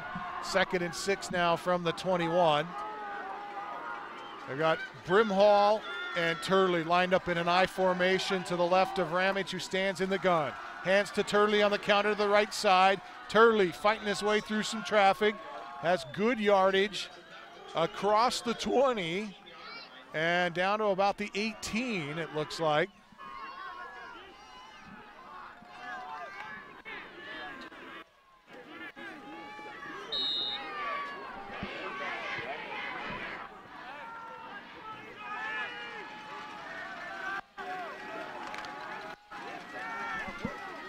Six minutes, 20 seconds left to play here in the 3rd quarter. Snowflake trailing by 3, but knocking on the door inside the red zone. 3rd down and 3 from the 18. Man in motion, crosses the formation. They hand to Brimhall. Brimhall stacked up after a yard and gets a penalty marker late. Coming in late here, but not enough for a 1st down, and Snowflake has a decision to make here. Referee Joe Brown. That flag's coming out of the referee from the offensive backfield, so normally that would indicate holding. Nope, they're going to go face mask again against Sabino. Incidental face mask. Defense, 5-yard penalty.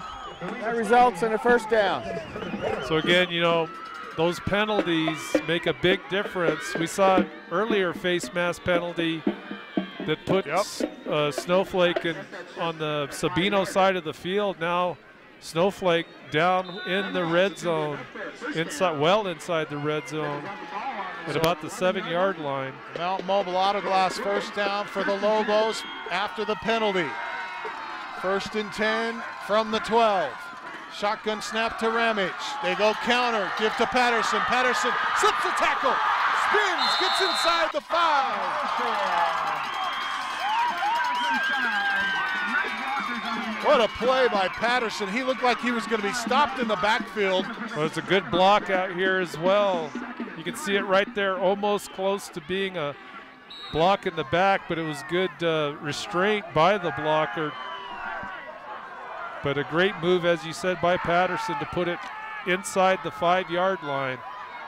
So at the 5, they mark him at the 5-yard line. 2nd down and 3 to go. They can pick up a 1st down. Yard to gain is the 2. Full house backfield. Ramage under center. Takes the snap, gives it to Turley. Turley driving his way for the end zone. Second and he's effort. in for the score, but the officials had blown it dead. The whistle came before he got into the end zone. Well, they're going to call it touchdown. Hudson's Furniture touchdown.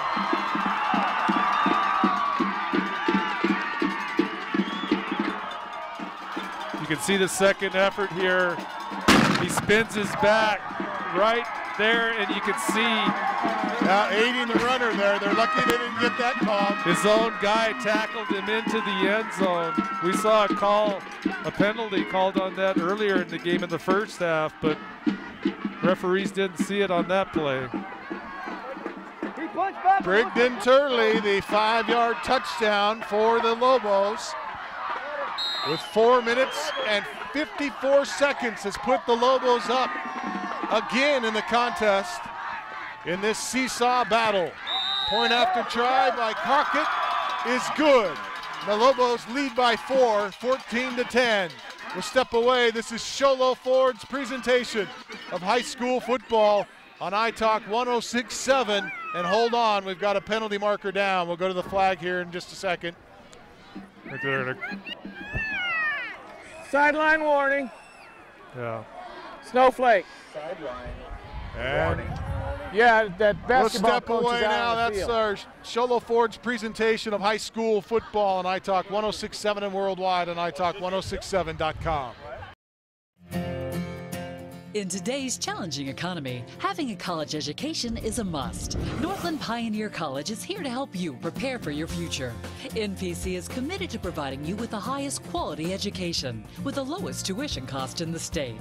We offer a variety of advanced learning classes to prepare you for a transfer or associate's degree, personal interest education, or earning your GED. Contact an academic advisor for more information. Go online at npc.edu.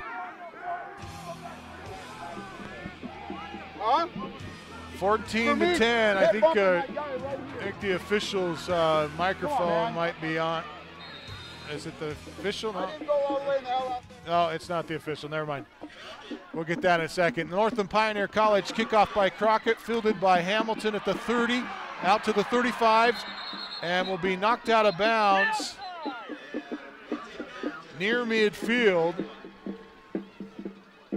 Actually, they mark him back at the 34-yard line. Hamilton doing a pretty good job there getting the return, and then some contact out of bounds, but incidental. 4:47 left to play, third quarter. It's the Lobos up by 14. Sabino had gained the lead in the final seconds of the first half with a 23-yard field goal. And Snowflake coming out on their, that was their opening possession of the second half, right? Yep. The 5-yard carry by Brigden Turley. Wide receiver screen to Petty. Petty gets out of a tackle, gets to midfield into Lobo territory at the 48. Brimhall on the tackle. We've seen that play a fair amount tonight from Sabino. They like to throw those screen plays out to their wideouts with blockers running down the line of scrimmage. That time, Brimhall doing a good job of just fighting through blocks to be able to bring down the receiver, but not until after a nice gain of about 7 yards.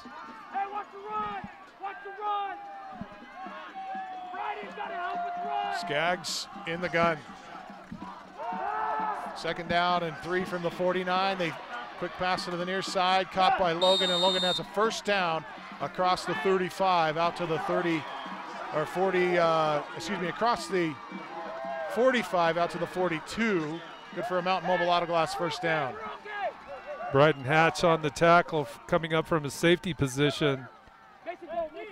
Nice cut there to the inside by the receiver. How about Hatch tonight? Good open field tackle right there. He's been all over the field tonight. Defensively, we've called his name about as much as anybody. Throw to the left side to Petty on a slant, and Petty's got the 1st down at the 30-yard line. Ruley on the tackle.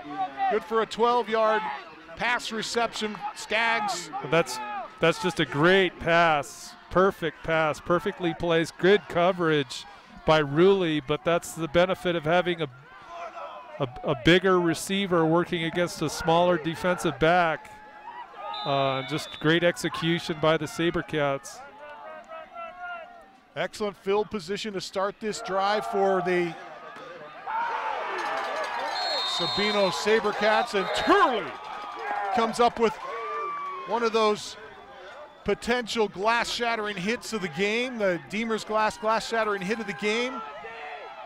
See if we have a replay of that one as Turley comes up from his linebacker position and puts a pop. And again, the back, you can see him move to the outside, and there's Turley just to shut him down. The great hit. That'll make you think twice before you go to that side again. Jamal Brown stopped at the line of scrimmage. 2nd down and 10. Skaggs in trouble, comes to the near side. Penalty marker thrown. He goes for Armijo down the near sideline. Near the goal line, it's incomplete. He overthrew him. They'll usually indicate holding with a quarterback leaving the pocket like that, running down or running to the outside, looking downfield. That's what they call.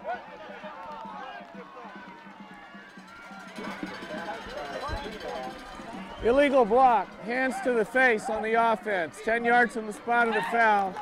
Repeat, 2nd down. So again, we talked about penalties in a close game like this, and so far the penalties working against the Sabino Sabercats. They had a couple of penalties, face mask penalties on that last possession by Snowflake, which certainly contributed to Snowflake moving down the field. Now on offense, we've seen a penalty here that really sets back their offensive momentum. Lobo fans trying to get their defense going here on 2nd and 24 from the 44-yard line. Skaggs pump fakes, throws deep left side for Hamilton, almost picked off.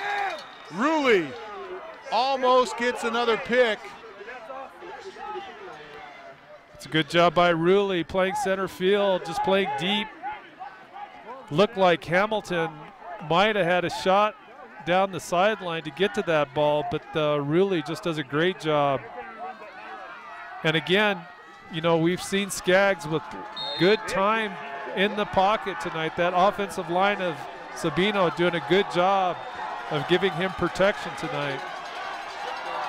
Skaggs in the gun, steps back, surveys the field, throws left side to Petty, and Petty makes the reception at the 36-yard line, call it the 38.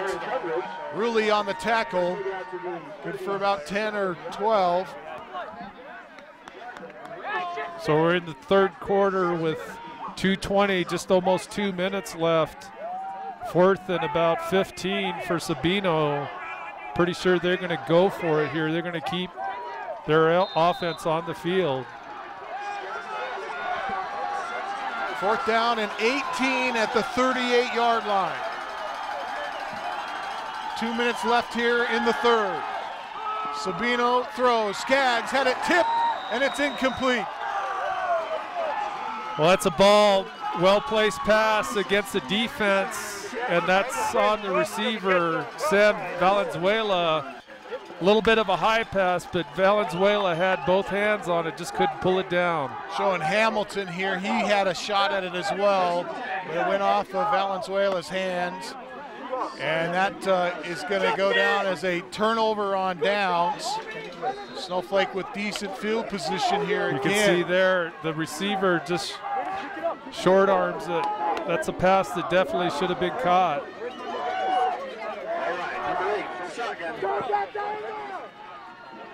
Ramage in the shotgun, takes the snap. Play action, throws on the quick slant. Caught by Patterson. Patterson gets 9. Out to the 45. Caught the 46-yard line. Pena on the tackle. Absolutely a fantastic game so far. 14-10. Snowflake up by 4. Looking for every opportunity they can get here because this Sabino team has shown that they can move the football up and down the field. Execution has been a problem for them, though. As they get late in their drives, they've had some drives turn away by execution. Somehow, Ramage able to come up with the high snap and hands it to Christensen. Christensen sweeps left and has a first down. Crosses midfield, will be knocked down at the 49 of the Sabinos. Mountain Mobile Auto Glass first down.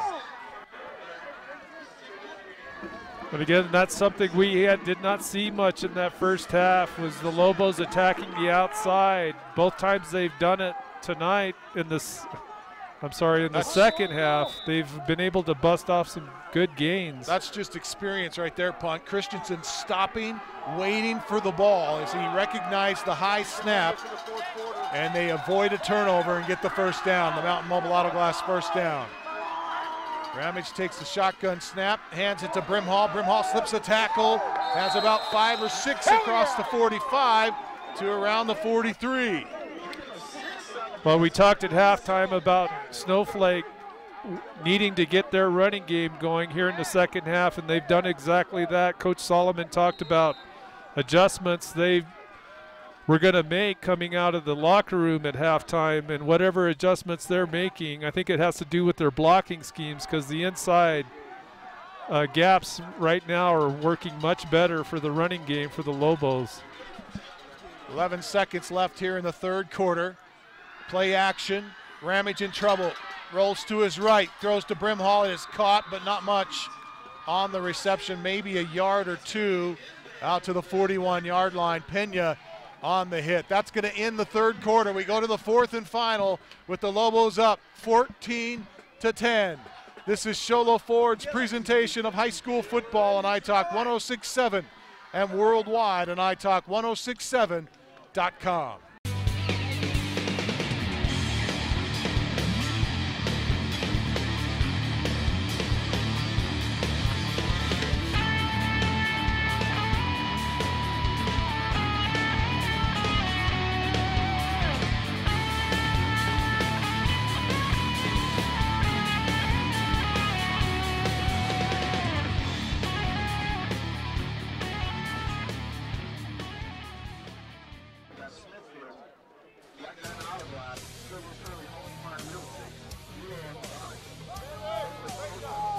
(14-10) is our score here. So we take a look at the tournament. And Punt, there's your matchups in the quarterfinals, and you got some scores there to go along with those to give us an indication of who's going to play when. Well, we're going to update here. Valley Christian, and again, we don't know where this is in the game. Valley Christian up over Page 21-8. Yuma Catholic Safford scored now 32. Yuma Catholic Safford 14. Brimhall breaking the tackle, has a first down, out across the 45, down to the 30. A Mountain Mobile Auto Glass first down, and David Brimhall, your Region Player of the Year, 3A East Region Player of the Year, showing why everyone's touting him to get not only region player honors, but conference and maybe even state honors.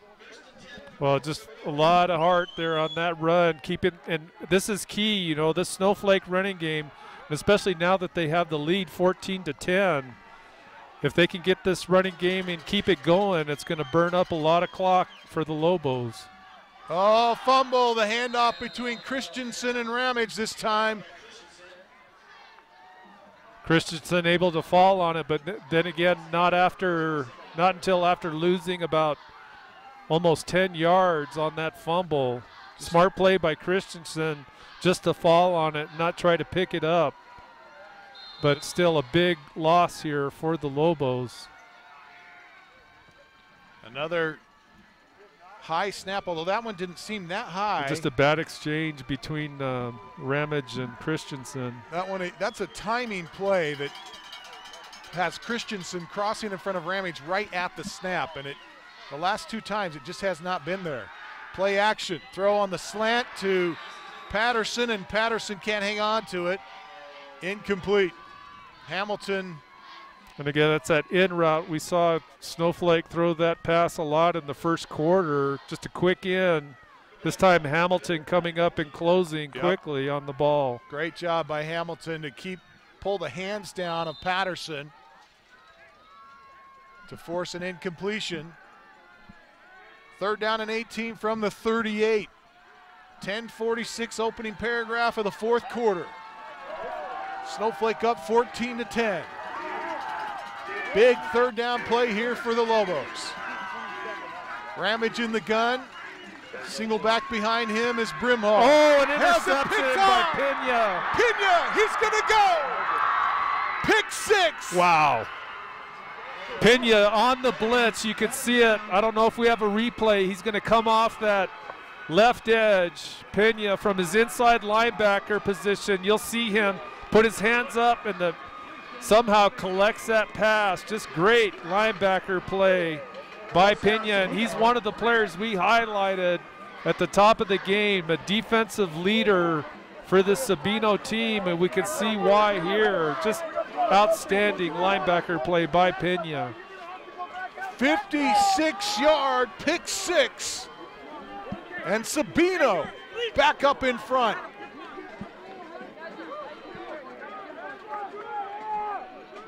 Having some trouble getting their point after personnel on. Atnip to tack on the point after try. He's good. He's perfect. It's a 3-point Sabino lead. 10:36 left to play 4th quarter. We'll step away. This is Sholo Ford's presentation of high school football on iTalk 106.7 and worldwide on iTalk1067.com. Need hats, shirts, or jackets embroidered with your logo? Get custom embroidered products from Little Bluebird Studios. That's right, the company that does the best job screen printing t-shirts and hoodies now offers embroidery.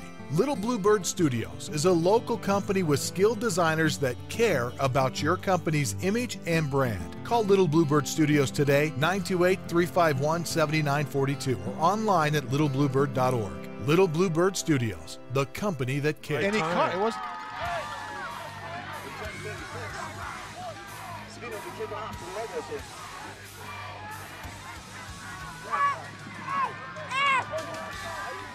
Here's the replay, and that was a outstanding play by Pena to put his team up by 3 points here.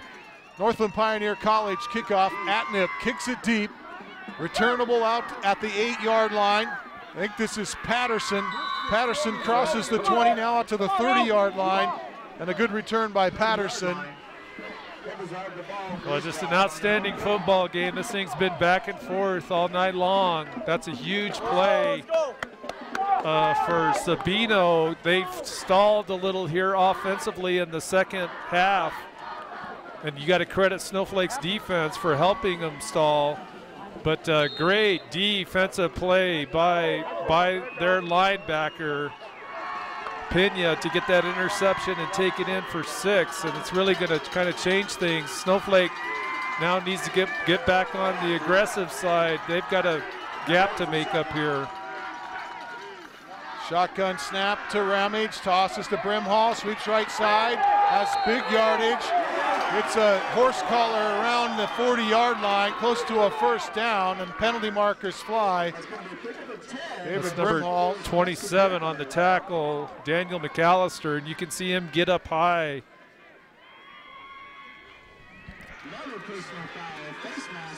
And we want to remind you that the scoreboard says it's third down, but it is not. Facemask, defense, 15 yards into the run, first down. And so a big Mountain Mobile Auto Glass first down for the Lobos. Takes them, the penalty takes them all the way into Sabercat territory at the 45. Well, again, these penalties, you know, we've talked about them. Sabino penalties have really been hurting them.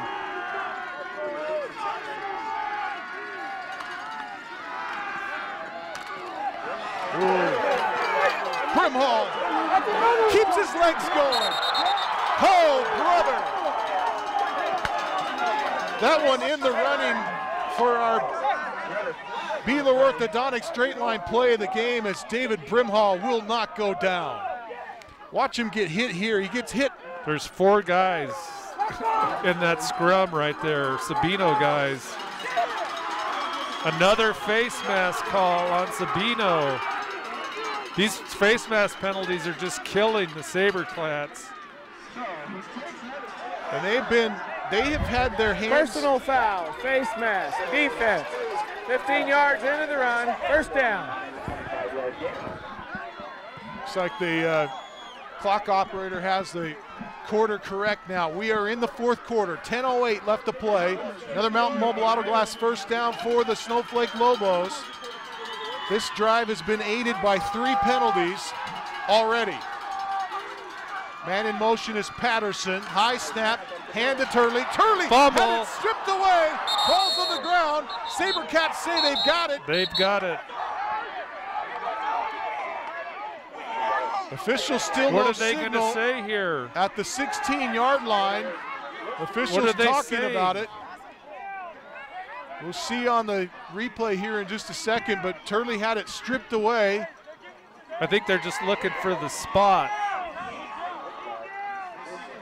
Sabino, that was clearly a fumble. It was way before the back had been stopped. First down, Sabino. I think they were talking more about the spot than anything else of where the ball would be. Our keys to the game tonight for Snowflake were to eliminate turnovers and penalties. Execute in the red zone. They've had 2 turnovers in this fourth quarter.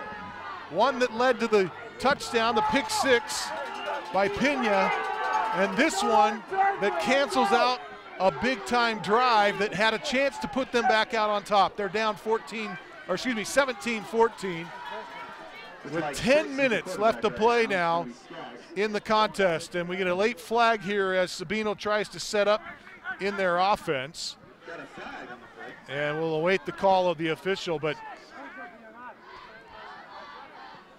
this is one of those games where you can't afford to turn the ball over. Sabino's turned it over twice. Snowflake has turned it over twice. I don't know. This looks like it's going to go against Snowflake. I'm not sure. Unsportsmanlike conduct. Defense, 15 yards from the previous. First down. Okay, so emotions are getting high, and I don't know if that's what's behind this flag, but these teams need to settle down. This is not a time to be getting penalties. Too close of a football game. Skaggs sets up in the gun. Brown is behind him. Single back up in front of him. They give to Brown, and Brown tries to cut back to the right side after he came off the tackle on the left side. Bradley on the tackle, a gain of a couple. Ruiz as well, number 76. Brown is really a stand-up runner, meaning he's really tall going into the line of scrimmage. That time just runs into a wall of defenders. Cody Fox, one of those, I believe, in on the stop.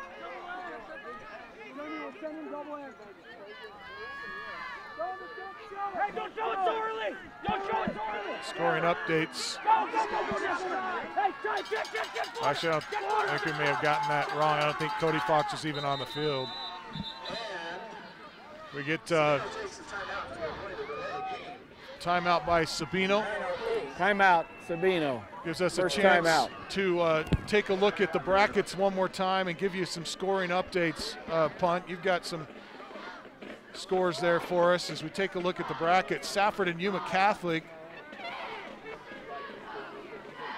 is the winner of this game is going to play Safford and Yuma Catholic, and Yuma Catholic is up 38-14 over Safford late in that contest. Northwest Christian is beating Ben Franklin 35-7. And Round Valley in the 2A ranks, Round Valley up 31-7 over Arizona Lutheran. And Thatcher's up 35-0 over Benson. So we continue with our coverage of the 2018 state quarterfinals, both the 2A and the 3A. This 3A matchup has been everything was billed to be. We see Sabino with the football up 17-14. 9:08 left to play in the contest. Set a man in motion. Now throw a wide receiver screen to Hamilton. Slips a tackle. He could go midfield. 40. Slips a tackle. No, he's going to be drugged down at the 31-yard line. Patterson. That's Green on the tackle. Taryn Green, the guy that was supposed to be sick.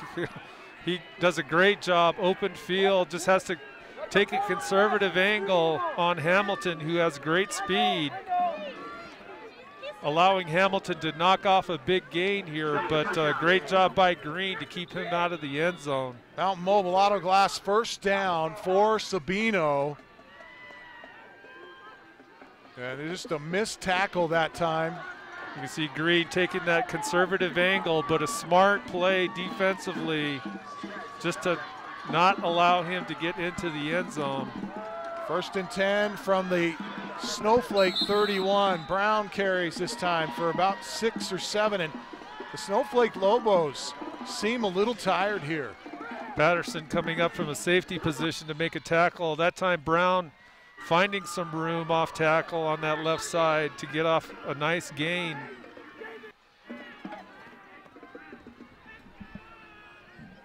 Skaggs in the shotgun with Brown back behind him.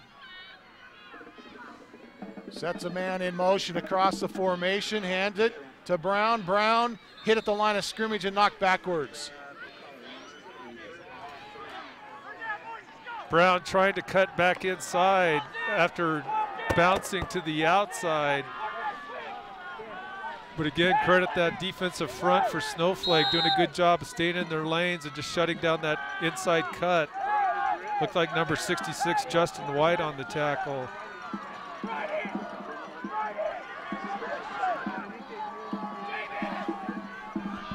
Hamilton, 3rd down and 3. Shotgun snap. He keeps it himself. Ball's loose. Oh. He looks like he maybe got it back. Brimhall was on top of him, and somehow he reaches out and pulls it back in. What a play. Great play by Brimhall. He's just shooting, blitzing on that play. Whenever Hamilton's in, he's usually running. I'm sorry, that's number 51, Caleb Yucatil, that knocks that ball loose from his defensive end position. Sabino very, very fortunate not to have a turnover there. Another one of those all-region players, Punt. Yep. They got 13 of them on this team, this Snowflake team. 17-14, Skaggs in the gun. 6.5 remains. 4th down and 6 from the 27. Throws to Petty, caught, wide open, down, and to be knocked down inside the 10. And he looks like he may have hurt his ankle. Yeah, that was a low tackle. He grabbed his ankle right away. Wide open. You mentioned it, Punt, and he is inside the 10 with that catch. You can and see guess who makes the tackle? You can see his leg buckle a little on that tackle. It's a clean tackle from Hatch. Yeah, just Brighton Hatch having a great game tonight. On a cold night like tonight, too, is when, you know, the risk, of course, goes up quite a bit just because of the conditions. But Petty will step out here, but I think he's okay. He went off the field under his own power. 17-14. Sabino with the 3-point lead and knocking on the door here with under 6:20 to play now in the contest. 4th quarter. Valenzuela comes in for Petty. And the Sabino Sabercats trying to burn clock here as much as they can. Skaggs in the gun. with 3 wide receivers, hands it to Brown. Brown inside the 5. Knocked down by Sparks. That's just full steam ahead for Brown. Ruiz gets the handoff and just follows that line up front. Ruiz may be in on the stop as well there for Snowflake. 2nd down and 6. Or 2nd and goal, rather, from the 6, I should say.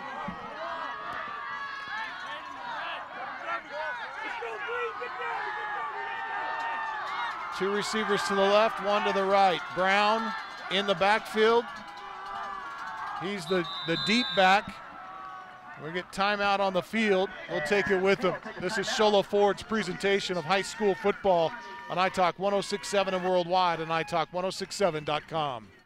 Summit Healthcare Regional Medical Center is a proud supporter of high school sports. Many of our local sports players were born at the hospital, where Summit Obstetrics offers comfortable individual rooms for mom and baby. In case of a sports injury, the hospital ER is always staffed and prepared to take on the most serious injuries, and Summit features an advanced diagnostics department with state-of-the-art equipment. The Summit Healthcare orthopedic and therapy teams can help sports players overcome injuries and return to the game. Summit Healthcare Regional Medical Center wishes all players a successful and healthy season this year.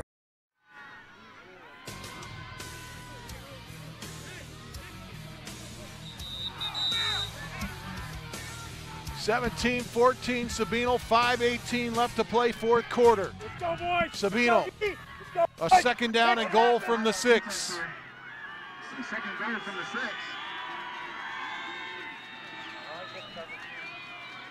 It's like Skaggs from shotgun again. McAllister takes the shotgun snap, hands it off to Brown. Brown into the line of, excuse me, that's McAllister. McAllister gets down to the 4-yard line. Brimhall in on the stop that time. Outstanding tackle by David Brimhall. He has to come from the outside in, and his quickness able to get into the running back right about the time he hits the line of scrimmage. Just great play by that linebacker for the Lobos. Pena's the up back, and McAllister is the deep back. Pass knocked away, incomplete, intended for Petty. Christensen got a hand on it, maybe even Turley. Turley and Christensen were over in the area. We'll see if we can pick it up on the replay here. The incomplete pass will stop the clock. Actually, it looks like the receiver slipped and fell as well. It was Christensen that knocked it away. 4th down and goal from the 5. McAllister gonna go for it here, but not before we get a timeout. Snowflake wants to talk it over, and we'll take it with them. This is Sholo Ford's presentation of high school football on iTalk 106.7 and worldwide on iTalk1067.com. Want to buy the #1 selling truck in America for over 41 years? Want to buy a vehicle with a lifetime engine warranty? Want to get the best deal in the state of Arizona on your new Ford car, truck, van, or SUV? Go to Sholo Ford. Anyone can say they'll give you a great deal, but Guy Hatch at Sholo Ford means it. In fact, he guarantees it. Buy the best from the best. Sholo Ford on the east end of the Deuce.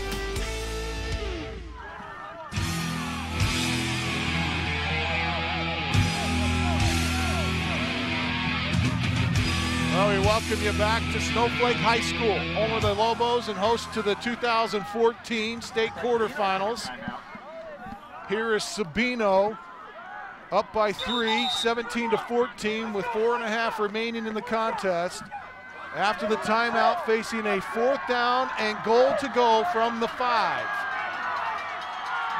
The officials will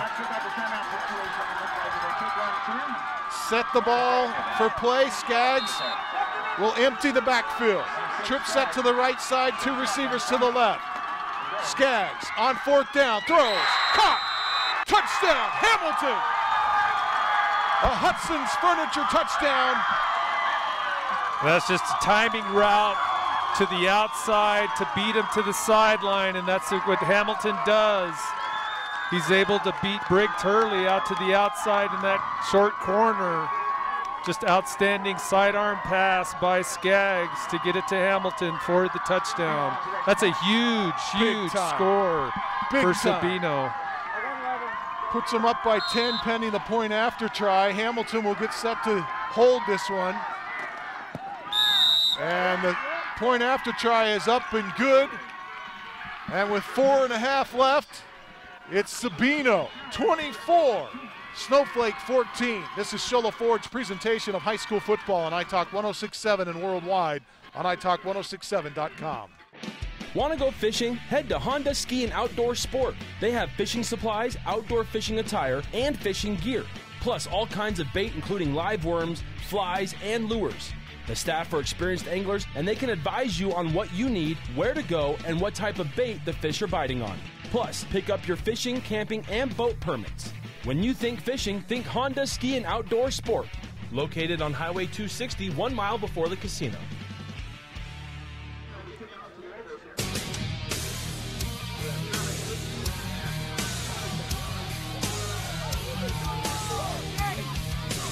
Well, it is getting cold. And I'm having a hard time writing. 5-yard touchdown. Remember, that drive was a turnover. A Snowflake turnover leading to a touchdown and a 10-point lead for the Sabino Sabercats. This kick goes out of bounds, and the Lobos will have the option to keep it, put it at the 35, or to have them re-kick it. And they're going to put it at the 35-yard line, it appears. Well, it goes without saying on this possession, Snowflake needs to get points. Down now 24-14. And we're at 4:35 left in the ball game. That's a huge possession and score for Sabino. Free kick out of bounds. Ball on that last possession. It started, as you said, with the fumble recovery. And credit Sabino for taking it down that field and putting up 7. 84 yards on that drive. So we recall the fumble at the 15. Patterson throwing, and it's going to be intercepted. Caught by Armillo. He goes down at the Snowflake 43-yard line. The 3rd turnover tonight for Snowflake, and these 3 have killed him. Snowflake tried to do the trick play to try to catch the defense. They do get a receiver deep, but the problem is just not a well-thrown ball, allowing Armijo with that long frame of his. He's a tall kid, 6'2", able to reach up and intercept that ball. So really, Sabino right now in a position 426 with on the Snowflake side of the field. If they can just get a running game going here to try to burn up clock, I think that's what they're going to be looking for. Sabino just has to burn clock. That's all they're looking for. Snowflake's going to bring pressure. They give to Brown. Brown's got room. He could go. Brown's going to take it to the house. And that could be the nail in the coffin. A Hudson's Furniture touchdown. Boy, you rarely see that against the Snowflake defense. I don't know. They were just caught back on their heels or what, but they were not ready for that. That's a big run. That's the longest of the night for Sabino and certainly for Brown.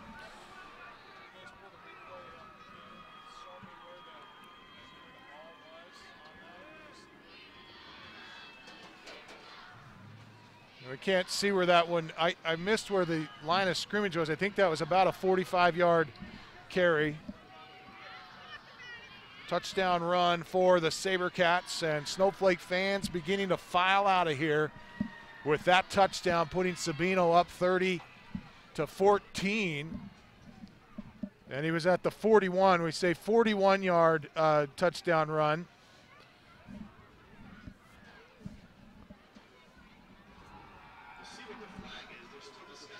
The officials talking over a penalty here.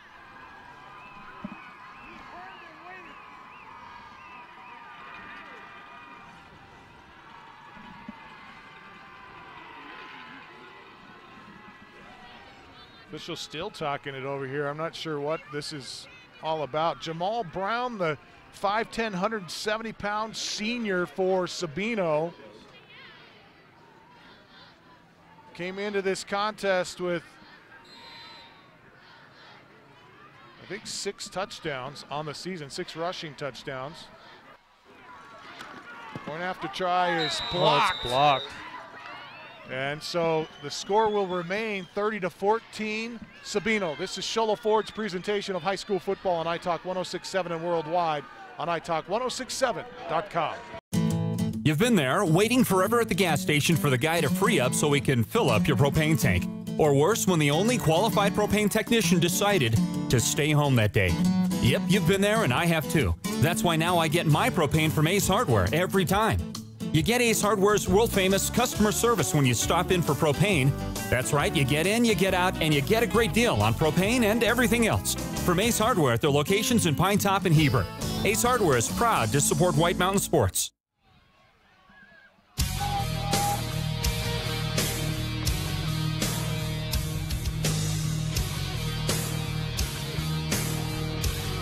Let's go! 3 scores in this fourth quarter for Sabino, and triggered by turnovers. 3 turnovers by Snowflake, 3 touchdowns by Sabino. All 3 turnovers lead to touchdowns. 30-14, 4:18 left to play. The Sabino kickoff will go through the end zone because there was an unsportsmanlike conduct. And but we haven't seen his leg that. They've been doing pooch kicks all night. Yeah, long. they've been trying to kick it away from the Snowflake returners. They had plenty of leg on that one. We've had almost every one of their kickoffs go out of bounds tonight. But they almost kicked a field goal on that. There was an unsportsmanlike conduct on the point after try against Snowflake, and it was assessed on the kickoff, and that's why Atnip was able to kick a field goal on the kickoff because he was 15 yards closer than he normally would have been. Instead of kicking from his own 40, he was kicking from the Snowflake 45. But in essence, that's a 55-yard field goal. Ramage to throw, and he throws behind Turley. Turley cannot get back to it. Got a finger on it, but couldn't come back to it in time to get the reception. So Snowflake needing 3 scores. There's 4:15 left here in the contest. Still time. Certainly not impossible, but with each waning second, it becomes more and more difficult. And the Snowflake Lobos have just been plagued by turnovers in this fourth quarter. That's been the storyline of the contest. Well, you can see Sabino drop into deep coverage as well. Trips in a bunch set on the left side, 2 receivers to the right. And the throw is to Brimhall. Brimhall's going to carry 1 tackler, bangs into another one, and finally thrown down back at the 30, but they give him forward progress out to the 33 and a Mountain Mobile Auto Glass first down for the Lobos. They stopped the clock with 4:08 left to play here in the fourth. Well, Brimhall took, down. As you say, Brimhall took Daniel McAllister, the tackler, for a little bit of a ride there. Brimhall just showing a lot of heart tonight for these Lobos. Empty backfield and Ramage with time to throw. Now he steps up, throws a floater towards Turley, and it's overthrown, incomplete. This is not the Snowflake Lobos specialty here. Running the 2-minute offense has not been their favorite thing to do this year, but they are in a situation now where they need 3 scores. They need 2 touchdowns and a field goal to tie. Or excuse me, that would give them the lead. The point after try was blocked on the previous touchdown by Sabino. So I should say Sabino's previous touchdown. 2nd and 10 from the 32. 3:54 left to play. And Ramage takes another shotgun snap, throws to Turley, and it's incomplete, and we get a 4th down. So the Lobos down to their final down on this drive, unless they can come up with a first down here. Got to think they're in 4-down territory from here on out, regardless of where the football is on the field. Now, if Sabino takes over, they've got they need a couple of first downs to run the clock off, and then it's over. Snowflake, I believe, has 2 timeouts remaining. That's what the scoreboard indicates. Trip set to the left side, single receiver to the right. Ramage throws a middle screen to Brimhall. Brimhall makes the catch. It's short of a first down. He's not going to get to the first down marker. He tries to drive his feet out to the 40, gets to the 40-yard line, but the yard to gain was the 43. That's a good play call for the Lobos to try to get that middle screen with aggressive rush, but nice tackle there. Not really a tackle, but at least holding him up is the one Sabino player. Again, it's hard to read their numbers, white on white. I think that, well, I don't know. Was that, I don't know who that was.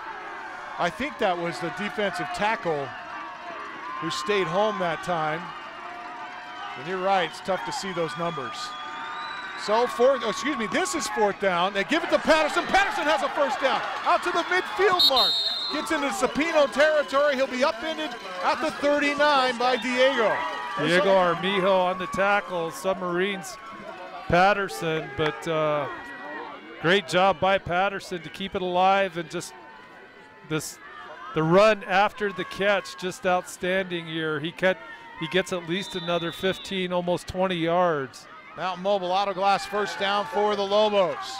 Ramage in the gun, takes the shotgun snap, looks downfield, throws to an outlet, throws it, checks down to Brimhall, and Brimhall gets pushed out of bounds near the 35-yard line. My apologies, I thought that was 4th down on the pass to Brimhall in the 2 players prior to this, but that was 4th down there, and that was Snowflake picking up the first down. So Snowflake with a first down. It's now 2nd down and 6 at the Sabino 35 with 2:41 left to play. Clock stopped after he went out of bounds. Burley is the wide receiver here in the near side. They go with the trip set in a bunch on the left side of the Snowflake line. Ramage taking the shotgun snap, throws to the left to Turley, and Turley, it's a little short for him. He can't come up with it. Turley wide open on that flat as well. Had that pass been thrown a little bit better, Turley would have had room easily to get the first down, but just not a well-executed pass that time by Ramage. The good thing, though, for the Lobos, of course, it stops the clock with 2:37.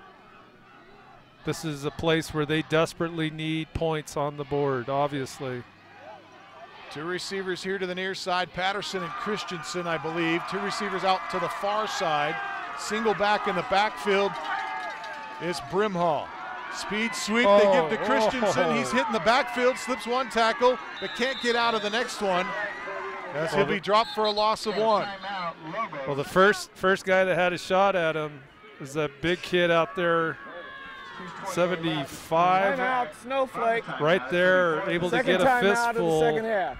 Just could not hang on. Good job by Christensen to at least almost get back to the line of scrimmage. That'll force the Lobos to burn their 2nd timeout. They are down to 1 timeout. 2 minutes, 28 seconds left to play on the clock, and it's a 30-14 lead in favor of the Sabercats. Snowflake needs to get a quick score here and an onside kick to get the ball back. They'll need 1 more quick score, and then a miracle. Well, they need 1 more touchdown, I should say. They need 2 touchdowns, and they need a field goal to win the game. Down by 16 points here. So 4th down and 7 from the 36-yard line. First order of business is to get a first down. The yard to gain is the 29. They'll send 2 receivers to the left, 2 to the right. Ramage in the gun on 4th down and 7 from the 36. Shotgun snap. Ramage flushed, comes to the near sideline, slips 1 tackle, throws deep, and it's intercepted at the 32. Sabino is going to win this game. McAllister on the pick. The 4th turnover in the contest. All coming for Snowflake, all coming in the 4th quarter. Daniel McAllister. Just a poorly thrown ball by Ramage. we've seen him, you know, when he leaves that pocket, especially running out to the flat, sometimes the ball will float on him, and that was certainly the case there. Didn't even have a chance of getting it to the shorter receiver, and with that coverage, that deep coverage, just sets up the interception by McAllister. A lot of turnovers here in the second half for the Lobos, and that's definitely what took the wind out of their sails. Looks like Sabino's going to line up in victory formation. They'll take a knee on first down here. Snowflake has one timeout, but they will not stop the clock here. Down 3 scores, 30-14. Clock rolling to the 2-minute mark now of the fourth quarter. And the disadvantage in high school is you don't have a play clock you can look at, but they're going to, not sure if they're watching, I don't know what they're watching to determine when to take the snap. Our spotter and statistician tonight, Ty Moore, says that Hamilton's counting in his head. They mark it for play there with 1:27.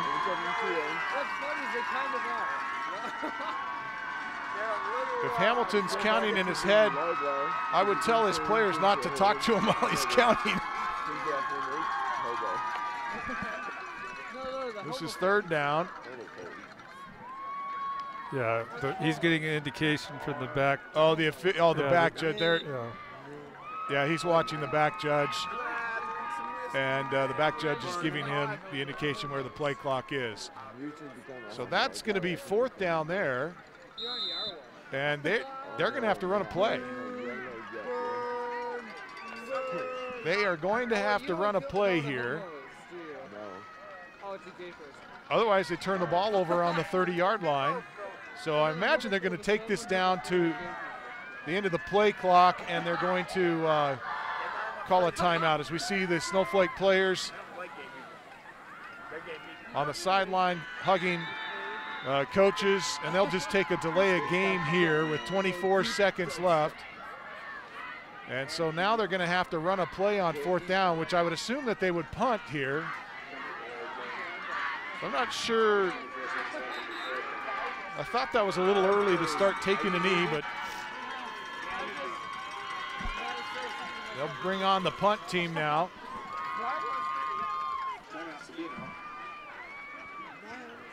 It has been a phenomenal season for the Snowflake Lobos this year. And unfortunately for them, it's going to end here tonight. This is a game that they have been preparing for all week long with incredible intensity. We understand that they put a lot of hours into preparing for the Sabino team, and we, you know, our hearts go out to these players that have had just a really tough time here tonight, especially in the fourth quarter. It's been just a difficult fourth quarter to say the least. 4 turnovers, 3 of which have led to touchdowns, and that's the difference in the score. Or I should say 3 of which have led to scores. Let's see what's going to happen here. It's fourth down.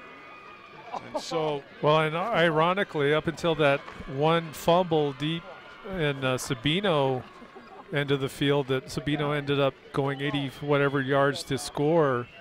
Prior to that, Sabino had, with their penalties, looked like they were going to be shooting themselves in the foot. Exactly. Deep kick to Patterson. He fields it at the 40. Slips the tackle midfield. He could go now to the 40. And he's going to be tripped up and knocked down inside the 40-yard line at around the 37-yard line. Sam Valenzuela, the 6'4", 185-pound junior for Sabino, trips him up and saves a touchdown here with 10 seconds left. So Snowflake will get a chance to run a play here, but we have a penalty marker down as well. And so we'll see what the flag is.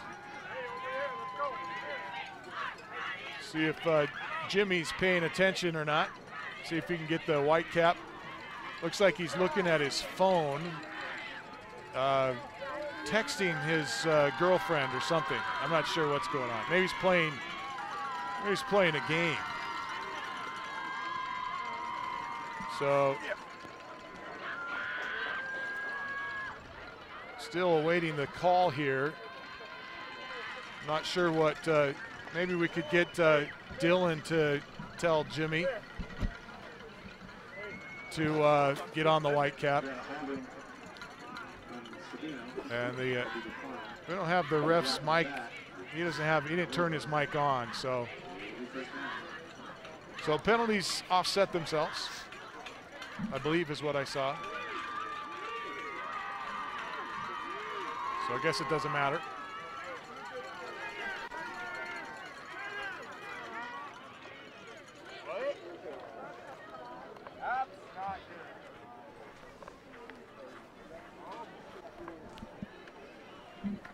So we found out why we're struggling with our cameras. We lost our comms with the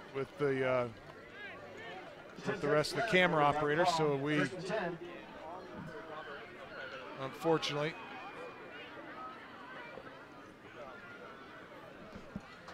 $10 seconds left. Snowflake will run a play here, and I believe that'll be the ball game. I think they're going to. Looks like they may take a knee here. And they do. That's your ball game.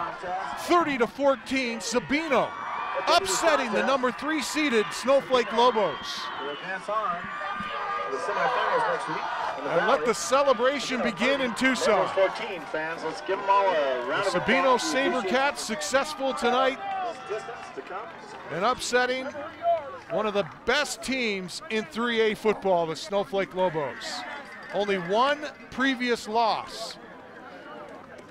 The Snowflake Lobos lost to Ben Franklin earlier on in the season by a touchdown, and that's the only loss that they've had until tonight. Good game, all you guys. Good game. We see the players shake hands, come off the sideline, and Snowflake, unfortunately for them, their season ends here tonight. For Sabino, they will move on to take on presumably Yuma Catholic, who was ahead by 3 touchdowns in their contest. The last time we got a score update, they were playing the Safford Bulldogs, and I believe the Shamrocks will be who Sabino will play in the state semifinals. We'll step away back to recap this one for you and look at our Beeler Orthodontics straight line play of the game, our Honda Outdoor Ski and Sports Store player of the game, and our Deemer's glass shattering hit of the game when we return. This is Sholo Ford's presentation of high school football on iTalk 106.7 and worldwide on iTalk1067.com. Want to buy the #1 selling truck in America for over 41 years? Want to buy a vehicle with a lifetime engine warranty? Want to get the best deal in the state of Arizona on your new Ford car, truck, van, or SUV? Go to Sholo Ford. Anyone can say they'll give you a great deal, but Guy Hatch at Sholo Ford means it. In fact, he guarantees it. Buy the best from the best. Sholo Ford on the east end of the Deuce. When you think glass, think Deemer's Glass in Lakeside. Deemer's Glass offers the best selection of quality glass with affordable prices. They do full home window packages, replacement windows, custom shower doors and enclosures, custom mirrors in many shapes, styles, and colors, glass doors and hardware, commercial glass for buildings and offices, skylights, screens, fire-rated glass for your fireplace or stove, window film, and more. Visit Deemer's Glass today on Porter Mountain Road in Lakeside or call 1-888-GLASSMAN. Orthodontist Dr. Joshua Beeler has been providing family-friendly orthodontics in Show Low and the entire White Mountains since 2006. If you need braces, stop in and see the friendly folks at Beeler Orthodontics and meet their professional staff. Dr. Beeler and his team have the latest in orthodontics technology, and they work with each patient individually to custom tailor the most effective treatment plan for the best results. Beeler Orthodontics is a proud sponsor of high school sports. Beeler Orthodontics, lit to smile, love your smile. Hudson's Furniture has quality furniture at affordable prices. With their newly expanded showroom, they offer furniture for every room in your home, including best home furnishings, featuring solid wood construction and a lifetime warranty. And customized orders are available to fit your individual size, color, and style. Plus, get guaranteed credit approval with 0 interest and 0 down. For the best prices on quality furniture, visit Hudson's Furniture, across from Walmart in Taylor. In today's challenging economy, having a college education is a must. Northland Pioneer College is here to help you prepare for your future. NPC is committed to providing you with the highest quality education with the lowest tuition cost in the state.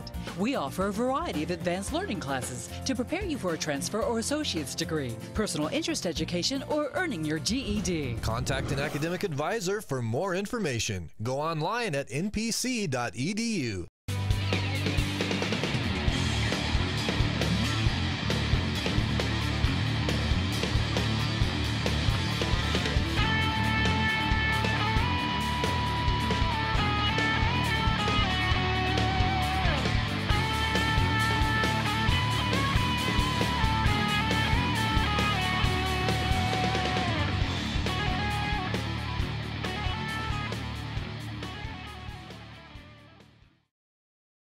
Need hats, shirts, or jackets embroidered with your logo? Get custom embroidered products from Little Bluebird Studios. That's right, the company that does the best job screen printing t-shirts and hoodies now offers embroidery. Little Bluebird Studios is a local company with skilled designers that care about your company's image and brand. Call Little Bluebird Studios today, 928-351-7942, or online at littlebluebird.org. Little Bluebird Studios, the company that cares. Want to buy the #1 selling truck in America for over 41 years? Want to buy a vehicle with a lifetime engine warranty? Want to get the best deal in the state of Arizona on your new Ford car, truck, van, or SUV? Go to Sholo Ford. Anyone can say they'll give you a great deal, but Guy Hatch at Sholo Ford means it. In fact, he guarantees it. Buy the best from the best. Sholo Ford on the east end of the Deuce.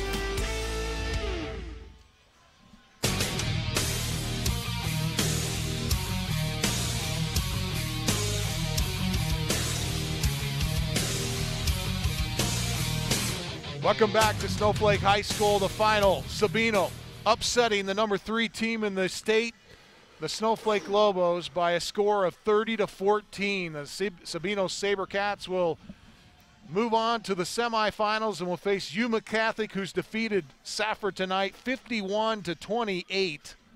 I believe was the final in that one. As we go now to our Beeler Orthodontics straight line play of the game, brought to you by Beeler Orthodontics. Live to smile, love your smile. Beeler Orthodontics, and this one was no question about it. We had some great plays on the Sabino side of the ball, but check this out. Here's the play of the game. Pena picking this one off, goes to bat it down and ends up hanging on to it and then taking it to the house. A 56-yard pick six for Pena, and Richie Pena, who is the you can see why he's the 3A South region player. It's just outstanding play by a linebacker there. Good hands, and you can see he has speed as well. But that play also really changed the momentum. You could feel it. Sabino, after that touchdown, never looked back. They just continued to put the pressure on. And Snowflake, of course, with their turnovers, that didn't help them any. But that play right there just completely changed the overall tide of the game.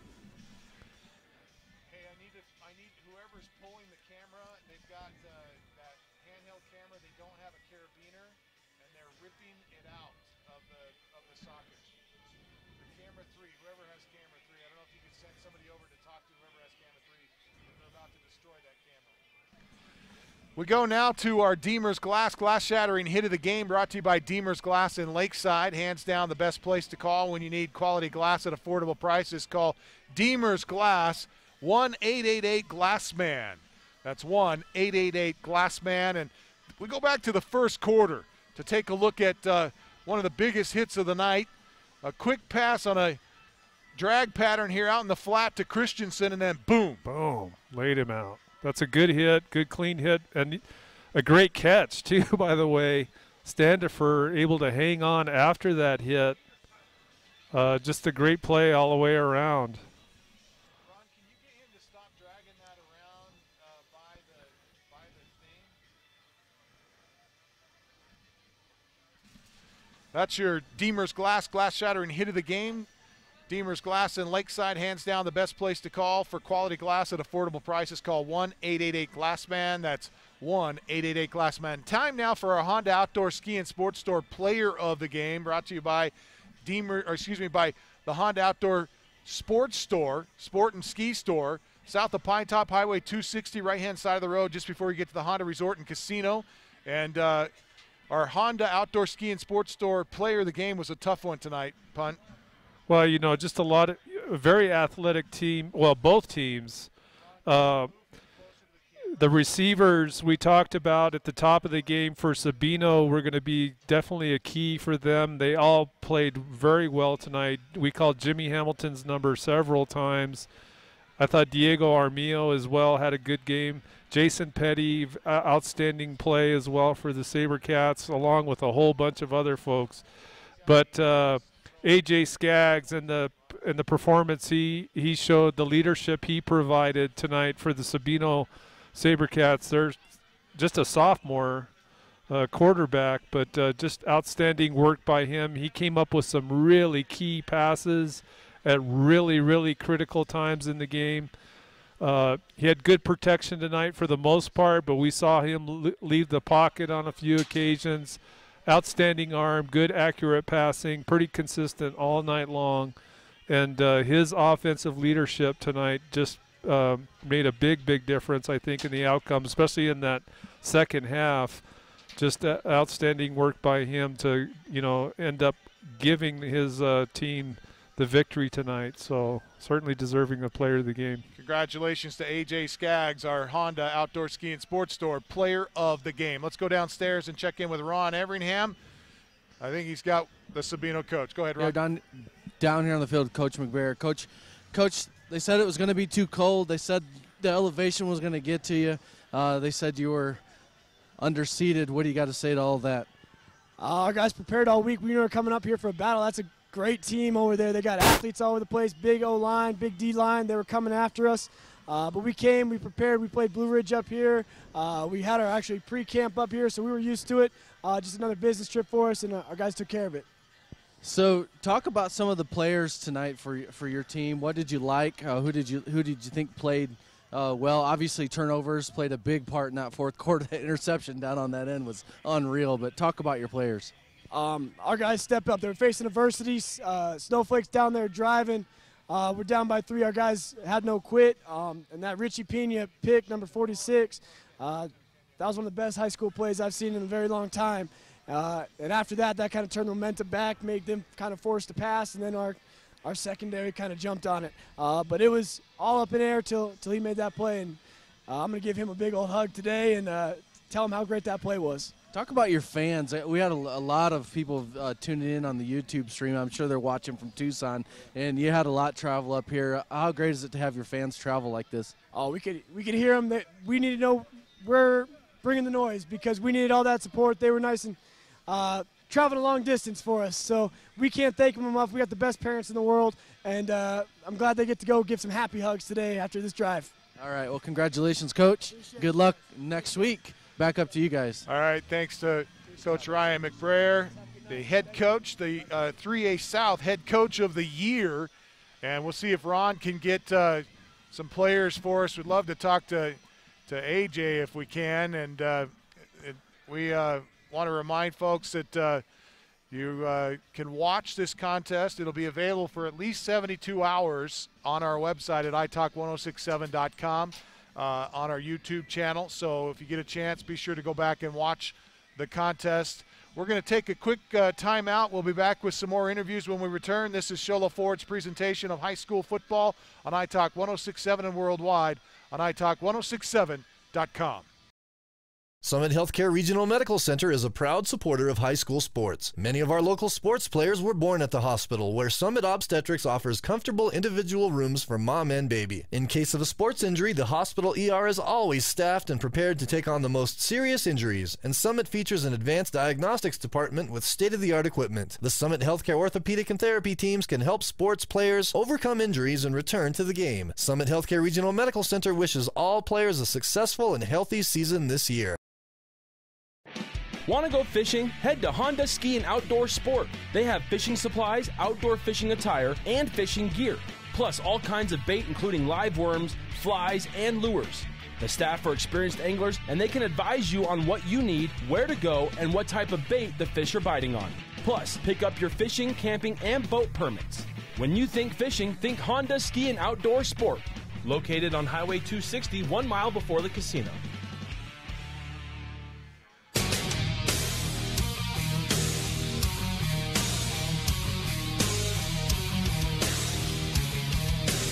Welcome back to Snowflake High School. The Sabino Sabercats successful in pulling off the upset 30-14 over the Snowflake Lobos. So we go back downstairs and check in with Ron Everingham. Ron? Down here with our Honda Outdoor Ski and Sports Store player of the game, AJ. Great game tonight. Talk a little bit about what made it happen for your offense. You had, I think, over a couple hundred yards passing, a couple touchdowns. What made that happen for you guys tonight?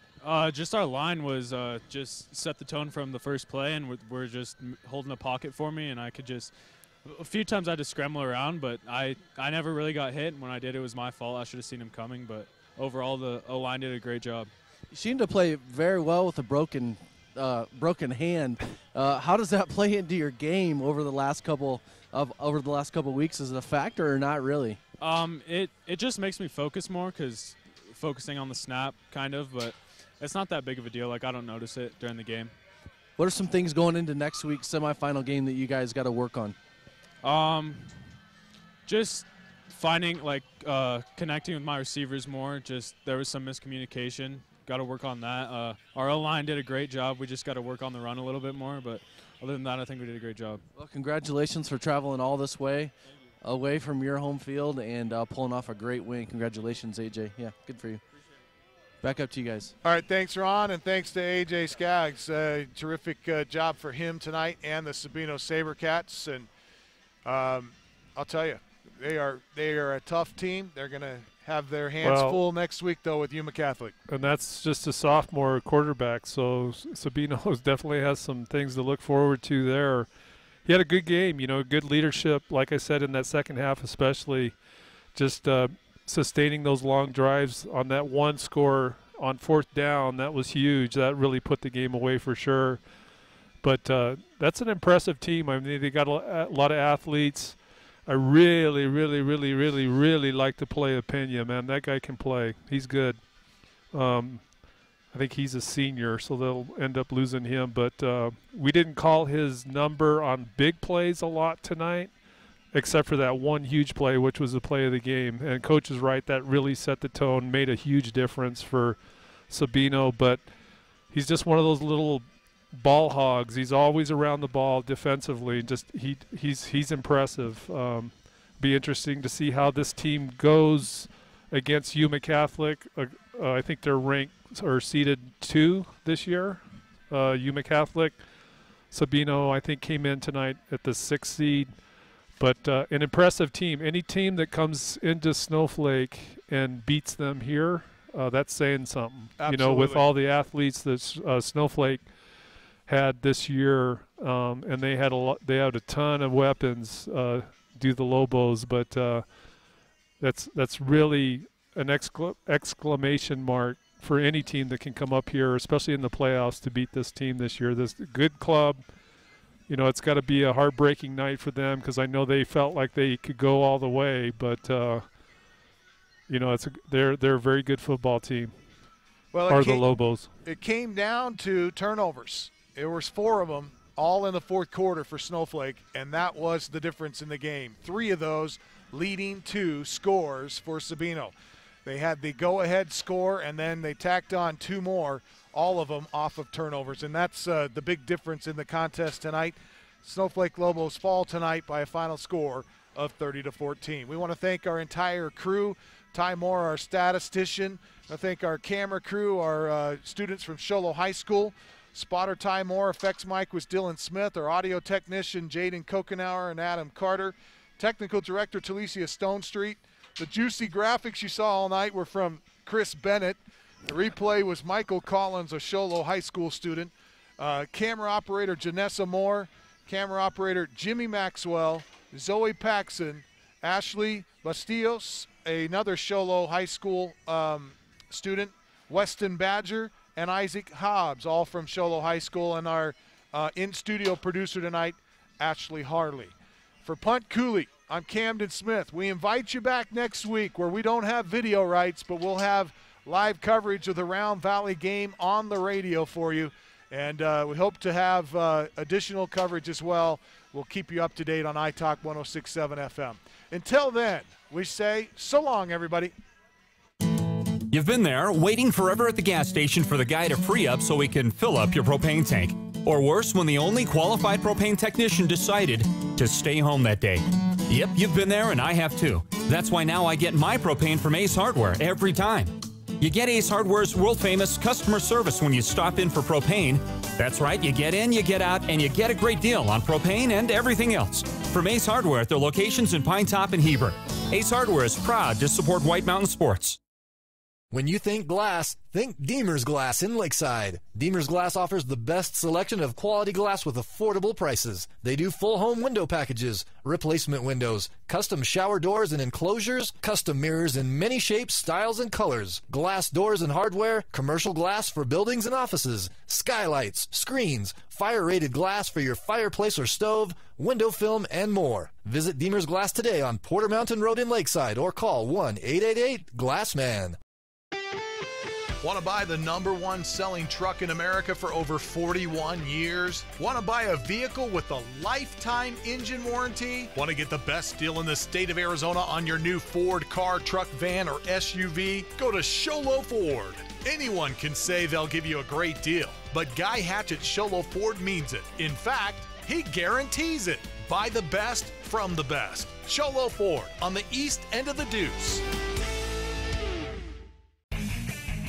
This has been an iTalk 106.7 Sports exclusive, presented by Sholo Ford.